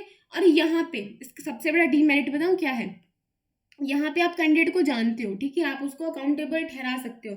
लेकिन यहाँ पे क्योंकि आप पार्टी के लिए वोट करते हो, therefore there is a no link between the voters and the representatives as they vote for party not for the candidate. I hope आपको समझ में आया। और सिस्टम आपका चलता है इजराइल में और नीदरलैंड में। इसके वेरिएशंस होते हैं, ठीक है। एक वेरिएशन है कि इंटायर कंट्री को क्या कर दोगे, आप उसको एक ही कॉन्स्टिट्यूंसी में बांट दोगे, ठीक है, और सीट्स एलोकेट करोगे हर पार्टी को उसके शेयर के हिसाब से। एक ही कॉन्स्टिट्यूंसी में बांट दिया, एक पार्टी को 20% सीट मिली तो उसके हिसाब से सीट्स, मतलब एक पार्टी को 20% वोट्स मिली, उसको उसके हिसाब से सीट्स मिल जाएंगी। किसी को 10 मिले उसको उसके हिसाब से, किसी को 5 मिली उसको उसके हिसाब से, किसी को 2 उसको उसके हिसाब से, किसी को 1 उसको उसके हिसाब से क्या मिल जाएंगी, सीट्स आपकी एलोकेट हो जाएंगी। फाइन। अगला वेरिएशन है, country is divided into several multi-member constituencies. Each party prepare list of candidate for each constituency depending on how many they have to be elected from that constituency, ठीक है। एक इसका ये variation है। अब इसके कुछ टाइप्स हैं, कुछ मेथड्स हैं। एक है हेयर सिस्टम, ठीक है, जिसको हम लोग बोलते हैं लार्जेस्ट रिमाइंडर मेथड। अब इसमें क्या होता है, सीट्स जो हैं ये इसी का हिस्सा है, आपके प्रोपोर्शनल रिप्रेजेंटेशन का एक मेथड है या फिर एक टाइप है हेयर सिस्टम, ठीक है। इसमें क्या होता है, वही चीज़ होती है कि जो सीट्स हैं वो proportion to the total number of votes क्या करी जाती हैं, उसको मिल जाती हैं। समझ में आ गया, फाइन। एक इसका दूसरा मेथड है STV, आप जानते हो, प्रेसिडेंट में हम यूज़ करते हैं, सिंगल ट्रांसफरेबल वोट। इसमें क्या होता है, this method allows voters to rank candidate in order of preference. Candidates are elected based on achieving a certain quota of votes each, which ensure that the overall outcome is proportional to the preference of votes. मान लो ये 4 candidate खड़े हुए, ठीक है। अब सब लोग क्या करेंगे, सब लोग अपनी अपनी प्रेफरेंस डालेंगे। सबको ये मिल गया, ठीक है, सबको ये कागज़ मिल गया ऐसे करके, ठीक है, सब कागज़ मिल गया। मान लो ऐसे लिखा हुआ है कि ये कैंडिडेट A है, एक B है, एक C है, एक D है, जी फाइन। अब आप क्या करोगे, आप क्या करने वाले हो, मान लो किसी ने कहा कि मैं तो ना इसको फर्स्ट प्रेफरेंस रखूँगा, इसको सेकंड पे रखूँगा, इसको थर्ड पे रखूँगा, इसको फोर्थ पे रखूँगा। किसी ने बोला मैं इसको फर्स्ट में और इसको सेकंड में, इसको थर्ड में, इसको फोर्थ में। फिर वहाँ पे काउंटिंग होती है कि सबसे ज़्यादा फर्स्ट प्रेफरेंस कौन है, और फिर जिसको सबसे कम जो है फर्स्ट प्रेफरेंस होगी, अगर मेजॉरिटी नहीं होगी तो उसको हम रिमूव कर देते हैं, फिर दोबारा काउंट करते हैं, ठीक है। तो ये सिस्टम होता है। हम जब प्रेसिडेंट इलेक्शन के बारे में पढ़ेंगे ना तो बहुत डिटेल से पढ़ेंगे, बट फिलहाल के लिए आपको पता होना चाहिए कि जो STV है वो भी इसी का मेथड है, प्रोपोर्शनल रिप्रेजेंटेशन का ही मेथड है, जिसमें क्या होता है, ठीक है, कैंडिडेट जो इलेक्ट होते हैं वो based on achieving a certain quota, उनका कोटा एक जो है वो अचीव करना पड़ता है, ठीक है, which ensures that the overall outcome is proportional to the preference of vote. समझ में आया, फाइन। और एक और इसका होता है सिस्टम जिसको हम लोग बोलते हैं क्यूमुलेटिव वोटर सिस्टम, फाइन। इसमें क्या होता है, इसमें जो वोटर्स होते हैं ना उनको मल्टीपल वोट्स दे दी जाती हैं। क्या दी जाती हैं, voters are given the multiple votes which they can distribute among the candidate as they fit. उनको मर्जी है उनकी, उनको हम बहुत सारी वोट्स दे देंगे। जैसे एग्जांपल देखें तो इफ़ देयर आर 3 सीट्स, मान लो यहाँ पे 3 सीट्स हैं टू बी फिल्ड, आपको 3 सीट्स को फिल करना है। हर एक वोटर को आप क्या कर दोगे, 3 वोट्स दे दोगे, ठीक है। Might be given 3 votes, they can then choose to allocate all 3 votes, ठीक है। अब उनकी मर्जी है वो कैसे अपनी वोट्स को बांटेंगे। They can then choose to allocate all 3 votes to single candidate, चाहे तो उनकी मर्जी को एक ही बंदे को अपने तीनों वोट दे दे या फिर उनको डिस्ट्रीब्यूट कर दे। तो ये क्या होता है, क्यूमुलेटिव सिस्टम होता है, जहाँ पे वोटर्स को क्या कर दिया जाता है, जहाँ पे उनको मल्टीपल वोट दे दी जाती हैं। फाइन। और ये भी किसका मेथड है, किसके टाइप है, आपकी प्रोपोर्शनल रिप्रेजेंटेशन की। और एक सिस्टम है जो आज मॉडर्न डेमोक्रेसीज में बिल्कुल यूज नहीं होता, बस ये तो ऐसे ही है, हवा में ही है, ठीक है। फिर भी प्लूरल, सही बोला मैंने, देखो टंग ट्विस्ट नहीं हुई मेरी, fine. Plural plural plural plurality, plural, yes, बैठ गया। This system allows certain individuals to have more than one vote based on certain criteria। यहाँ पे तो उनको वोट्स मिलती है ना एक से ज़्यादा, यहाँ पे कुछ क्राइटेरिया के बेस पे मिलती है। कैसे? तो उनकी प्रॉपर्टी के हिसाब से उनको मिलेंगे कि अच्छा इनके पास इतनी प्रॉपर्टी की ऑनरशिप है, तो इसके पास 10 करोड़ की प्रॉपर्टी है, इसको हम दे देंगे 10 वोट्स, ठीक है। इसके पास 20 करोड़ की प्रॉपर्टी है, इसको इतनी वोट्स मिल जाएंगी। इसके बाद 30 करोड़ की प्रॉपर्टी है, इतनी ऑनरशिप है, तो इतनी वोट्स मिल जाएंगी। तो मतलब कुछ क्राइटेरिया के हिसाब से क्या होता है, वोट्स जो है वो एलोकेट करी जाती हैं, मतलब वोट्स दी जाती हैं इंडिविजुअल्स को। कुछ इंडिविजुअल्स को क्राइटेरिया होता है, प्रॉपर्टी, ऑनरशिप, एजुकेशन और कोई सोशल स्टेटस। आई होप आपको समझ में आया। तो वापस चलते हैं, हम देखते हैं क्या हम जस्टिस कर पाए अपने इस क्वेश्चन के साथ में। तो यस, हमने हेयर सिस्टम पढ़ा, दोनों पार्ट है प्रपोर्शनल उसके, ठीक है, रिप्रेजेंटेशन के। हमने पढ़ा FPTP, राइट। और एक हमने पढ़ा जो कि अब मॉडर्न डेमोक्रेसीज में एग्जिस्ट ही नहीं करता। आई होप आपको इतना समझ में आया। तो चलो आज का आखिरी क्वेश्चन, इसके बाद आप लोग मेरी आवाज़ से, मेरे इस चीज़ से फ्री हो, मुझे सुनने से फ्री हो आप लोग, ठीक है। आपका आखिरी क्वेश्चन, और मुझे नहीं पता कितने लोग सच में पढ़ रहे हैं, ठीक है, कुछ नहीं आइडिया मुझे, but I am doing my Karma, right. अब देखते हैं किसी की हेल्प होती है, किसी की नहीं होती। तो चलो कोई बात नहीं, जो भी यहाँ तक आए हैं thank you so very much. ज़रूर बताना आपको कितना मज़ा आया, यहाँ कुछ इंप्रूवमेंट करनी चाहिए, ठीक है। तो चलो, who among the following was Brahmavadini, सही प्रोनाउंस करा मैंने शायद, Brahmavadini, who compose some hymns of the Vedas, ठीक है, कुछ प्रेयर्स वगैरह जिसने कंपोज करी है। स्पेसिफिकली ध्यान दो, यहाँ पे स्पेशली ध्यान दो, सम हिम्स ऑफ वेदास, ठीक है। तो ऑप्शन में है लोपामुद्रा, गार्गी, लीलावती एंड सावित्री। आंसर तो आप लोगों ने भले ही देख लिया है, बट ऐसे नहीं बात बनेगी, ठीक है, ऐसे बात नहीं बनेगी, आपको समझना पड़ेगा। ये लोपामुद्रा जी के बारे में, गार्गी के बारे में, लीलावती के बारे में, सावित्री के बारे में। एंड सावित्री के लिए बताऊंगी कि इंटरेस्टिंग सी चीज़ है, आपको हर पिन कमेंट वो मिलेगा, आ जाओ, बने रहो, बाद में लास्ट में बताऊंगी। चलो बातें बहुत हो गई, आ जाओ। लोपामुद्रा, जिनको हम जानते हैं कावेरी, कौशिकी और व्रप्रदा, प्रोनाउंसिएशन मत जाना, पहले बता रही हूँ, ठीक है। तो ये है एक ब्रह्मावदनीज, क्या है, ब्रह्मावदनीज। देखो यहाँ पे वर्ड यूज हुआ है ना, कौन यहाँ से ब्रह्मावदनीज है। देखो गार्गी भी है वैसे तो, लेकिन ये ब्रह्मावदनी का मतलब क्या होता है। और मैंने आपको यहाँ पे क्यों बोला कि हिम और वेदा पे ध्यान दो, क्योंकि दोनों ही ब्रह्मावदनी है, ठीक है, ब्रह्मावदनी, वदनी, ब्रह्मावदनी है। लेकिन यहाँ पे आंसर लोपामुद्रा ही क्यों है, क्योंकि लोपामुद्रा जो है वो पॉपुलर है for the due to the hymns जो इन्होंने अपनी कॉन्ट्रीब्यूट करी है वेदास में, ठीक है, एक वेदा में। तो आज जरा देखते हैं लोपामुद्रा जो क्या है, एक ब्रह्मावदनीज है। अब ये क्या है, अगर कोई फीमेल होती है, ठीक है, उसको बोलते हैं ब्रह्मावदनी, और कोई मेल होता है उसको बोलते हैं ब्रह्मावदी, ठीक है, फाइन, ओके। वुमेन एस्थेटिक्स मतलब जो आपकी जो वुमेन जो सन्यासी होती है ना, उनको बोलते हैं हम लोग। ये वो वुमेन होती हैं, are women who strive for the highest philosophical knowledge of Brahman. अब ये ब्राह्मण क्या है मैं आपको बताती हूँ, ठीक है, पहले ब्राह्मण ही समझ लो।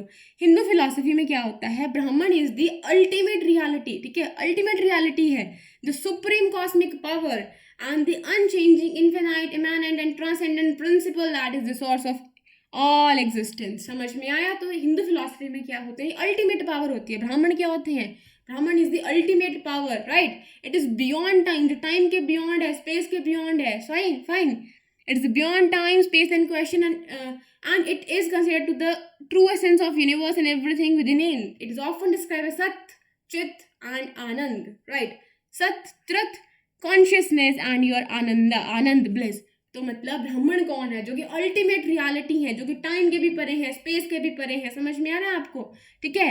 And everything with in it describe, इसको हम डिस्क्राइब बोलते हैं कि सत्य चित्त आनंद, ठीक है, जो सत्य है, जो कॉन्शियसनेस है, इसको हम लोग हिंदू फिलॉसफी में बोल देते हैं ब्राह्मण, जो कि सुप्रीम है, फाइन, इन्फिनाइट है। समझ में आया, जो कि सारे एग्जिस्टेंस का क्या है, सोर्स। जितने भी लोग हैं वो सबका क्या है, हर एक जीव का, मतलब हर एग्जिस्टेंस का क्या है, सोर्स है, फाइन। तो वो ब्राह्मण होता है, तो ये उसको हम लोग ब्राह्मण बोलते हैं हिंदू फिलॉसफी के हिसाब से। तो अब जो ये ब्रह्मावदनीज होती हैं, जो ये वुमेन्स होती हैं, ठीक है, ये क्या होती हैं, ये वो वुमेन होती हैं who strive for the highest philosophical knowledge, जो ब्राह्मण की नॉलेज के लिए स्ट्राइव करती हैं, which mean they seek a deeper understanding of the ultimate reality, की ये असल में है क्या, वाक्य में है क्या, ये जो यूनिवर्सल कॉन्शियसनेस है ये है क्या, ठीक है, इस पर क्वेश्चन करती हैं, इसको स्टडी करती हैं। These women are dedicated to spiritual pursuits and the quest for enlightenment, often engaging in rigorous studies, meditation and discourse on sacred text, ठीक है। तो क्या होता है, जो आपके धार्मिक ये पवित्र जो ग्रंथ होते हैं इनको पढ़ती हैं, ठीक है, और आपका मेडिटेशन करती हैं, एकदम हार्ड स्टडी करेंगे, इनको पढ़ेंगे, समझेंगे, सो दैट ये समझ पाएंगे वास्तव में असल में ये है क्या, ठीक है। इनके मन में ऐसे सवाल उठेंगे, इस फिलॉसफी को ये लोग जानेंगे कि अच्छा एग्जिस्टेंस है तो क्यों है, सुप्रीम पावर कैसी है, कैसे काम करती है, फाइन, उस अपने आप को उसमें वो कर देना, क्या बोलते हैं उसको, मुझे शब्द याद नहीं आ रहा, ठीक है, मतलब एक तरह से सन्यासी होते हैं, समझ सकते हैं इस वर्ड से ना, मतलब वो लोग कितना डिवोशन दिखाते हैं, है ना, तो कितना वो लोग अपने आप को उस चीज़ में लगा देते हैं पूरा, कि भूल जाते हैं एकदम अपने आप को, और उस रियलिटी को जानने में इतना खो जाते हैं कि जो ये मटेरियलिस्टिक वर्ल्ड होता है इससे एकदम परे हट जाते हैं, ठीक है। तो जो ऐसी वेमेन होती थी, ऐसी वेमेन होती हैं, उनको हम लोग क्या बोलते हैं, ब्रह्मावदनीज, क्या बोलते हैं, ब्रह्मावदनीज, जिनको ना अंडरस्टैंडिंग करनी होती है कि भाई जो अल्टीमेट रियलिटी है ये वास्तव में है क्या, ठीक है, हम कैसे बने, सब कुछ कैसे हुआ, आत्मा क्या है, सोल क्या है, इन सारे क्वेश्चंस के आंसर्स को ढूंढते रहते हैं, इतना खो जाते हैं अपने आप में, फाइन, सिर्फ घर के कामों तक सीमित नहीं रहती हैं, ठीक है। लेकिन कुछ जो विमेन्स हैं जो घर के कामों तक सीमित रहती हैं, ठीक है, जो साधु वधु, फाइन, एक होती है साधु वधु, क्या होती है साधु वधु, एक होती है ब्रह्मावदनीस, वो क्या करते हैं, ब्रह्मावदनीस खुद भी क्या करती हैं, खुद भी देखते हैं कि अच्छा उनको भी नॉलेज चाहिए, उनको भी क्या चाहिए, उनको भी देखना है कि अच्छा कि अगर ये अल्टीमेट रियलिटी है तो ये क्यों है, सब कैसे, वो क्वेश्चन करती हैं, और चीज़ पे सिर्फ क्वेश्चन ही नहीं करती, उसका आंसर पाने के लिए कड़ी से कड़ी मेहनत करती है, ठीक है, ग्रंथों को पढ़ती हैं, सब करती हैं, पढ़ाती हैं, स्पिरिचुअल काम में खो जाती हैं। लेकिन उनके ऑपोजिट में क्या होती हैं, साधु साधु वधूज होती हैं, जो कि नॉर्मली अपनी ज़िंदगी जीती हैं, ठीक है, एक सेज की वाइफ बन के, एक सन्यासी की वाइफ बन के, एक ऋषि की वाइफ बन के, और अपने परिवार का ध्यान रखती हैं, अपने घर के कामों में लग जाती हैं, फाइन। लेकिन ये क्या होती हैं, इनको चाहिए भाई, इनको चाहिए नॉलेज, स्पिरिचुअलिटी की तरफ ज़्यादा होती है कि नहीं हमें तो ढूंढना है सब कुछ क्या है, सच क्या है वास्तव में, ठीक है, ये चीज़ें हैं, क्यों है ऐसा, इनके मन में ऐसे ऐसे क्वेश्चन आते रहते हैं, फाइन। तो ऐसे ऐसे कौन सी विमेन हुई है हमारी हिस्ट्री में, लोपामुद्रा, गार्गी, वैष्णवी एंड मैत्री। मैं तो प्रोनाउंसिएशन इतनी बिगड़ती जा रही है ना फास्ट बोलने के चक्कर में, आई कांट टेल यू, पता नहीं क्या हो रहा है किसी को मैं कुछ प्रोनाउंस कर जाती हूँ, किसी को कुछ प्रोनाउंस कर जाती हूँ। ओके जी, ठीक है, तो मुद्दे की बात पे आते हैं, ठीक है। साधु वधु हमने देख लिया, ब्रह्मावदनीज क्या होती हैं, ठीक है, जो कि ब्राह्मण के बारे में पता करने की कोशिश करती है कि असल में है क्या, ये है क्या यार, हम देखें जो कि टाइम के भी बियॉन्ड है, स्पेस के भी बियॉन्ड है ना, ये है क्या वास्तव में। तो देखो आज वापस चलते हैं लोपामुद्रा की तरफ। तो लोपामुद्रा क्या है, एक वैदिक एज की क्या है, फिलोसफर है, फाइन। ये जो है वो सेज अगस्त्य की वाइफ है, और इनका एक बेटा है द्रिधसु, जो कि एक पोइट है, फाइन। अब देखो एक ऋषि की है, क्यों इनको ऋषि की क्यों बोला जाता है, सबसे पहले देखो इनको जाना जाता है इनके कॉन्ट्रीब्यूशन की वजह से, जो मैनी हिम्स इन्होंने कंट्रीब्यूट करी हैं ऋग्वेदा में, ठीक है, जो प्रेयर्स इन्होंने कंट्रीब्यूट करी हैं ऋग्वेदा में, उनके लिए इनको खास करके जाना जाता है, जिसकी वजह से हमारा यहाँ पे आंसर क्या था, लोपामुद्रा यहाँ पे हमारा आंसर था, फाइन। इनको ऋषि की भी बोला जाता है, क्यों बोला जाता है, क्योंकि शी विजुअलाइज दी हादी पंचदासी मंत्र ऑफ द श्रीकुल शक्ता ट्रेडिशन ऑफ हिंदुज्म। अब ये इन्होंने क्या करा था, इन्होंने विजुअलाइज करा था हादी पंचदासी मंत्र, जो कि आपकी श्रीकुल शक्ति ट्रेडिशन का है हिंदुज्म का।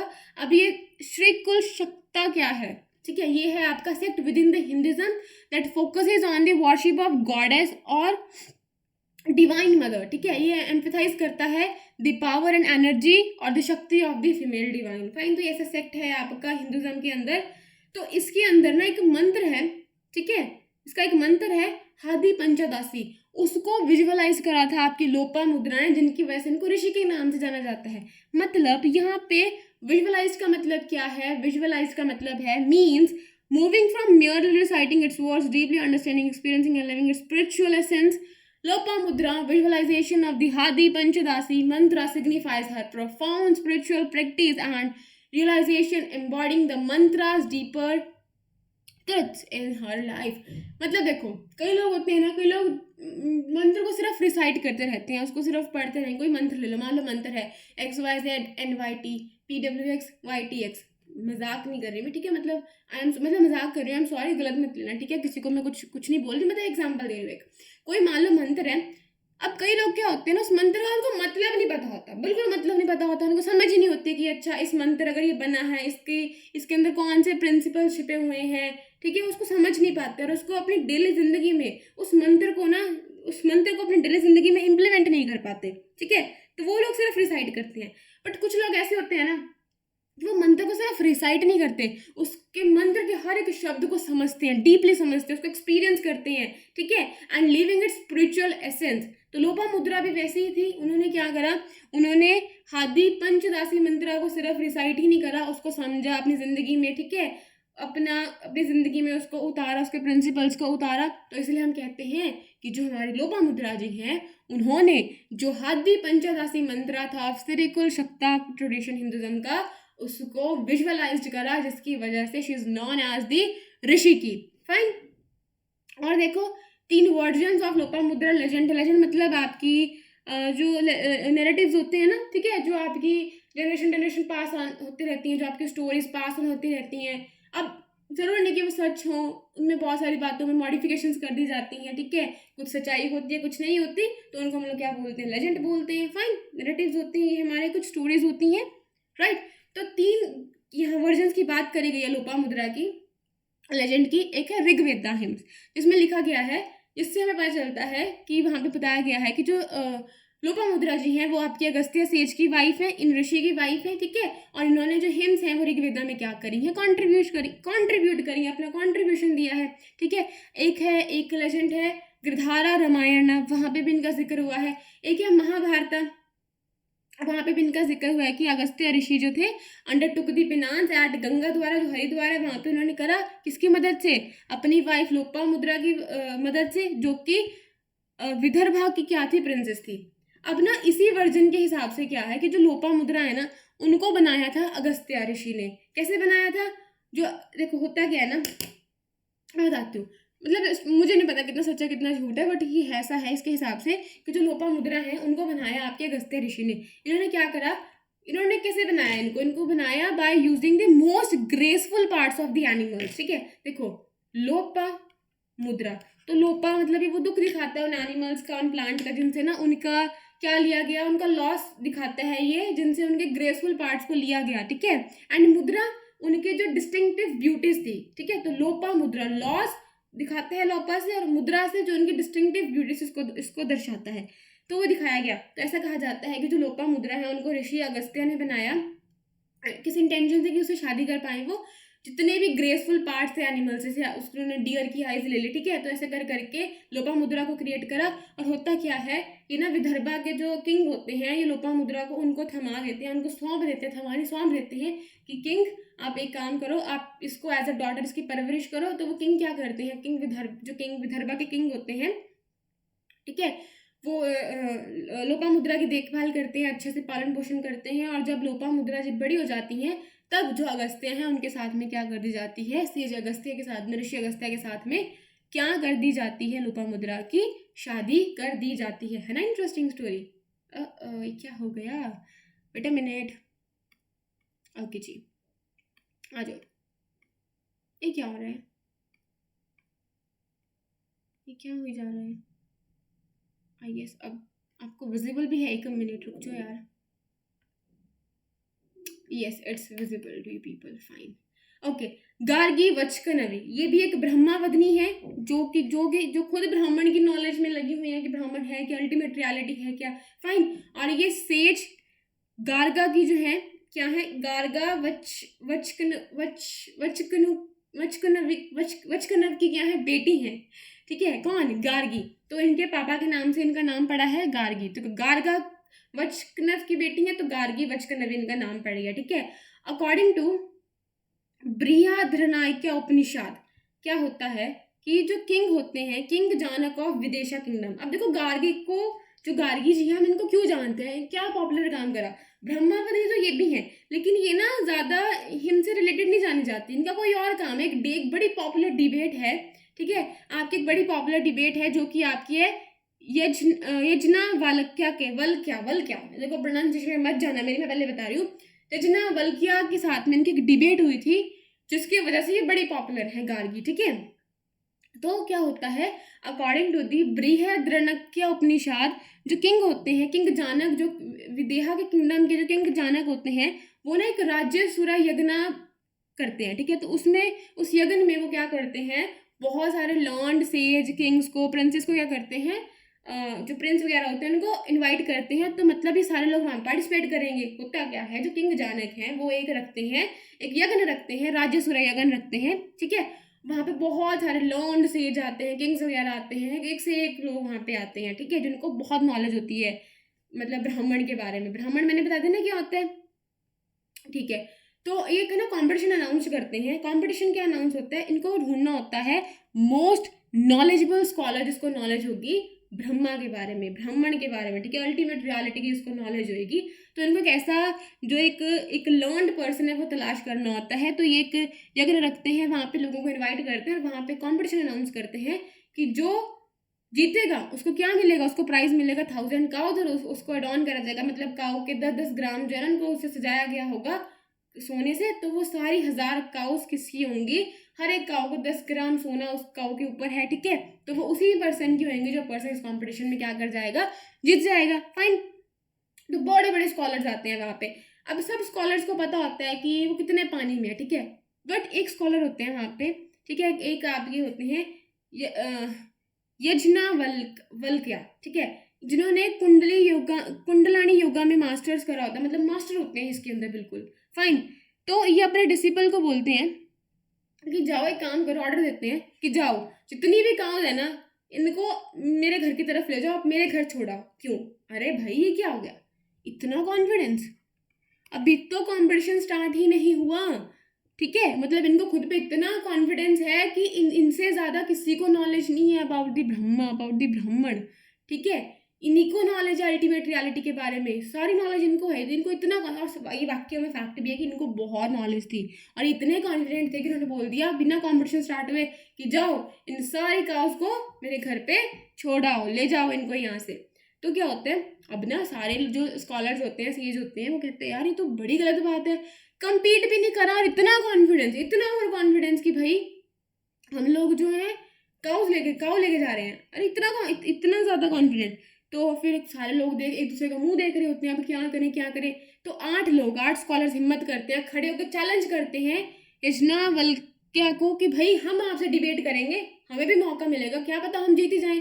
लेकिन बाकी लोग बेचारे कि उनको पता होता है कि हम नहीं जीत पाएंगे। तो भाई एक तो जाने माने स्कॉलर हैं, इन्होंने मास्टर कर रखी है कुंडलानी योगा को, तो हमारा तो कोई चांस ही नहीं जीतने का इनसे।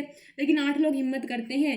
बट बात हमारी यहाँ पे नहीं रुकी, अब असल बात है जो 8 लोग हिम्मत करते हैं ना उसमें सिर्फ इकलौती फीमेल होती हैं आपकी Gargi, the only women among them. 7 जो मेल होते हैं और एक चैलेंज करने वाली ओनली फीमेल कौन होती है, गार्गी होती हैं, जो कि चैलेंज करती हैं यजना वल्क्या को to debate on the issue of atman, soul पे, ठीक है। और पता तो वैसे ही होते कि जितना उनको ही है, लेकिन हिम्मत देखो इनकी, ठीक है, इतने लोग थे, इतने लोग नहीं कर पाए और ये इकलौती ऐसी विमेन है जो कि क्या कर पाई, इनको चैलेंज कर पाई। तो एक पॉपुलरली किस चीज़ से जानी जाती हैं, जिन्होंने यजना वल्क्या के साथ में डिबेट करी आत्मन को लेके, आत्मन के मुद्दे पे जो डिबेट करी, सोल के ऊपर जो डिबेट करी। देखो बहुत बड़े ही फिलोसफिकल क्वेश्चंस हैं, ठीक है, उसमें हम नहीं जाएंगे, हम फिलोसफी नहीं पढ़ रहे हैं, राइट। तो बड़े ही फिलोसफिकल क्वेश्चंस हैं जो इनके बीच में डिबेट हुई जिन मुद्दों के ऊपर। तो बस इतना याद रखना है कि जो गार्गी हैं वो गार्गी क्यों जानी जाती हैं हमारी हिस्ट्री के अंदर, वो सिर्फ इस डिबेट की वजह से ही जानी जाती हैं कि देखो इन्होंने इतनी हिम्मत करी, एक इकलौती फीमेल थी जो उस कंपटीशन के अंदर इनके खिलाफ इनको चैलेंज कर पाई, खड़ी हो पाई। अब अगला एक नाम है लीलावती। तो ये डॉटर है भस्काचार्य सेकंड की, ठीक है। अब ये जो भस्काचार्य है मैथमेटिशियन भी है, एस्ट्रोलॉजर भी है, मतलब बहुत ज़्यादा ज्ञानी पर्सन है ये, ठीक है। तो क्योंकि ये एक एस्ट्रोलॉजर भी हैं, इनके बारे में हमें पढ़ना हमारा मेन मुद्दा भी नहीं है, हमें पढ़ना है लीलावती के बारे में। तो जो भस्काचार्य जी हैं, ये एक एस्ट्रोलॉजर तो होते ही हैं, मैथमेटिशियन भी हैं, इनको अच्छी खासी नॉलेज होती है एस्ट्रोलॉजी की, फाइन।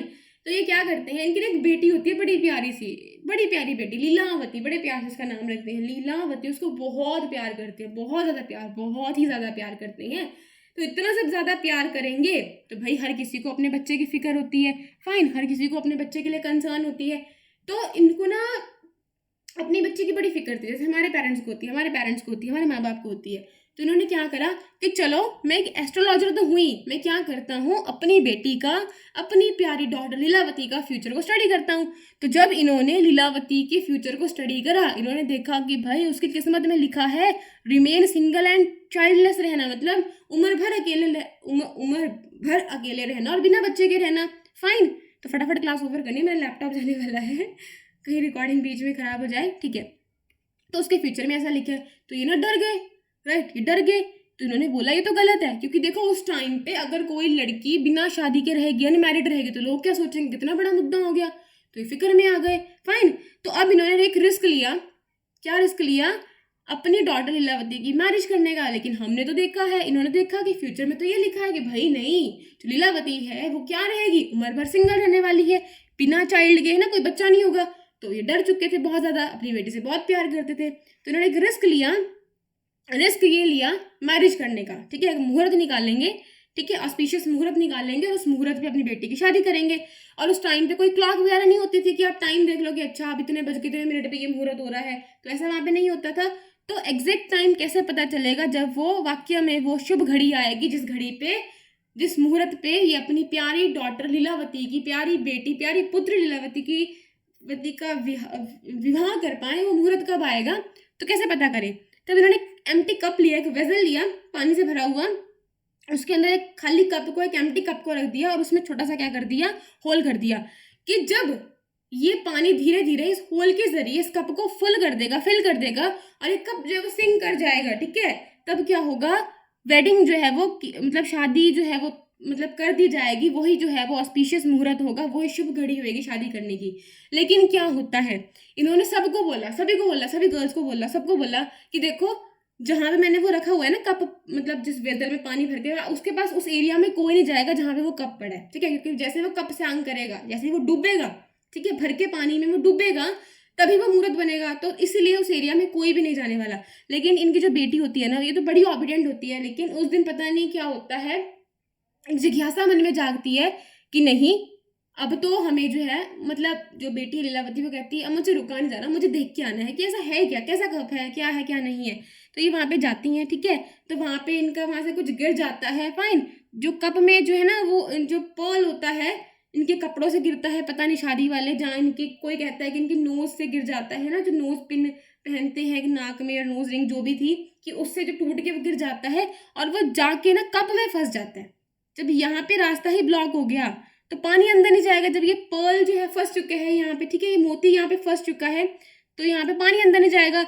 अरे जब पानी अंदर नहीं जाएगा तो कप नहीं भरेगा, कप नहीं भरेगा तो कप सिंक कैसे करेगा, तो कप सिंक नहीं करेगा, तो क्या होता है, कॉन्सिक्वेंटली ये मोती फंसने के बाद कप कभी भी फुल नहीं हो पाता और कभी भी शांत नहीं कर पाता, कभी डूब नहीं पाता, जिसकी वजह से शुभ मुहूर्त कभी आ ही नहीं पाता। लेकिन क्या शादी नहीं होगी, नहीं, फिर भी क्या हो जाता है, शादी हो जाती है। देखो जो भस्काचार्य जी होते हैं, भस्कराचार्य जी होते हैं, वो बड़े उदास होते हैं, लेकिन अब क्या करें, शादी तो करनी पड़ेगी ना, तो तब भी वेडिंग जब कंडक्ट कर दी जाती है।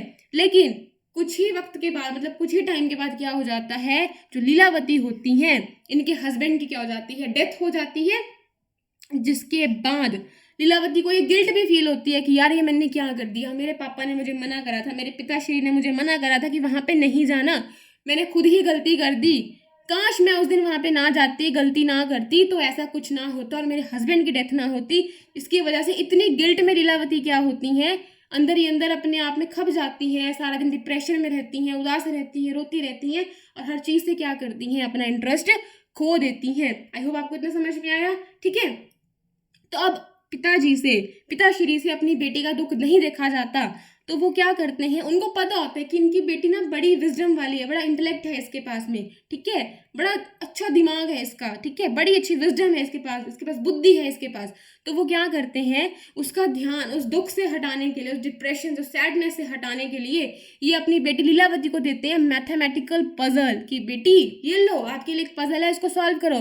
तो जब लीलावती उस पजल में खो जाती है, उसको सॉल्व करने में खो जाती हैं, तब इनको एहसास होता है कि इनके दुख पता नहीं कहाँ चले गए। ये अपने आप को उसमें इतना समर्पित कर देती हैं, इतना खो देती हैं कि इनको इतना मज़ा आने लगता है, इतना मज़ा आने लगता है, इनको लगता है कि जैसे अब इनकी ज़िंदगी की दोबारा शुरुआत हुई है और आज ही इनका क्या हुआ है, जन्म हुआ है। आई होप आपको इतना समझ में आया, ठीक है। तो क्या होता है, भस्काचार्य जी जो होते हैं उनको संस्कृत भी अच्छे से आती होती है, फाइन।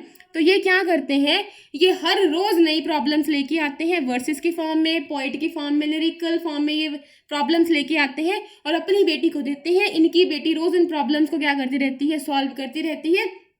तो भस्काचार्य जी क्या करते हैं, भस्कराचार्य क्या करते हैं, कलेक्ट करते हैं ऑल दोज प्रॉब्लम्स जो उन्होंने अपनी बेटी के लिए क्रिएट करी थी, उनको अरेंज करते हैं into 13 chapters and named the work, और उस काम को नाम दे देते हैं लीलावती, ठीक है। एक डॉक्यूमेंट बन जाती है मैथमेटिक्स की, ठीक है, जिसका नाम वो रख देते हैं अपनी बेटी लीलावती के नाम से। तो लीलावती एक मैथमेटिकल डॉक्यूमेंट भी है, समझ में आया। और लीलावती एक फीमेल भी है जो कि जानी जाती हैं अपनी इंटेलेक्ट की वजह से, अपनी विजडम की वजह से, क्योंकि एक मैथमेटिशियन है, फाइन, समझ में आया। अब एक है सावित्री। सावित्री क्या है, देखो ये स्टोरी पढ़ो, मैं नहीं बताती। अब इसके लिए मैंने आपको बताया था, एक छोटी सी ना लिंक में मतलब डिस्क्रिप्शन नहीं, कमेंट में एक लिंक जो है वो मैं पिन कर दूंगी। तो वो मुझे ना स्टोरी मिली थी, ऐसे ही मिल गई रैंडमली, वरना मैंने आपको पढ़ानी थी, तो ऐसे ही मुझे मिल गई सीरियसली। उससे अच्छा ना आपको कोई एक्सप्लेन नहीं कर सकता कि जो सावित्री है वो क्यों पॉपुलर है, ठीक है। तो सावित्री और सत्यवाहन की जो वो स्टोरी है, तो प्लीज़ उसको ज़रूर देखना, आपको सावित्री भी यहाँ समझ में आ जाएंगी, फाइन। तो इसी के साथ में बंद करते हैं हम आज की वीडियो। आई होप आपको समझ में आया होगा। और बैकग्राउंड अगर आपको नॉइज़ आई है तो उसके लिए हाथ जोड़ के सॉरी, क्योंकि मैंने आपको पहले भी बताया है कि लैपटॉप में जो सॉफ्टवेयर है ये मेरे माइक को जो है वो नहीं एक्सेप्ट कर रहा, जिसकी वजह से बहुत सारी पता नहीं कहाँ से आवाज़ें आ जाती हैं। सच्ची में डॉगी कहीं पे भौं भौं कर रहे होते हैं ना, आवाज़ मेरे लैपटॉप में आ रही होती है। इवन आई हैव अ पेट, लेकिन वो नहीं करता भौं भौं इतनी ज़्यादा, ठीक है।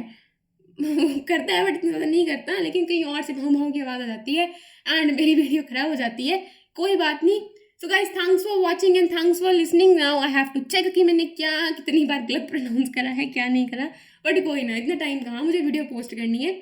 ऑलरेडी ना रात के 9:30 हो चुके हैं, मतलब यहाँ पे नहीं, सभी जगह मतलब इंडिया में 9:30 हो चुके हैं और मुझे रिकॉर्ड करनी पड़ती है लेट, क्योंकि बहुत शोर होता है, अभी भी बहुत शोर है बाहर। So bye bye guys, thanks for watching and thanks for listening. अरे फिर मुझे वीडियो भी तो बंद करनी है, तो चलो bye bye everyone, tata, bye bye, good night, have a good day ahead, no not a day, have a good night ahead, bye.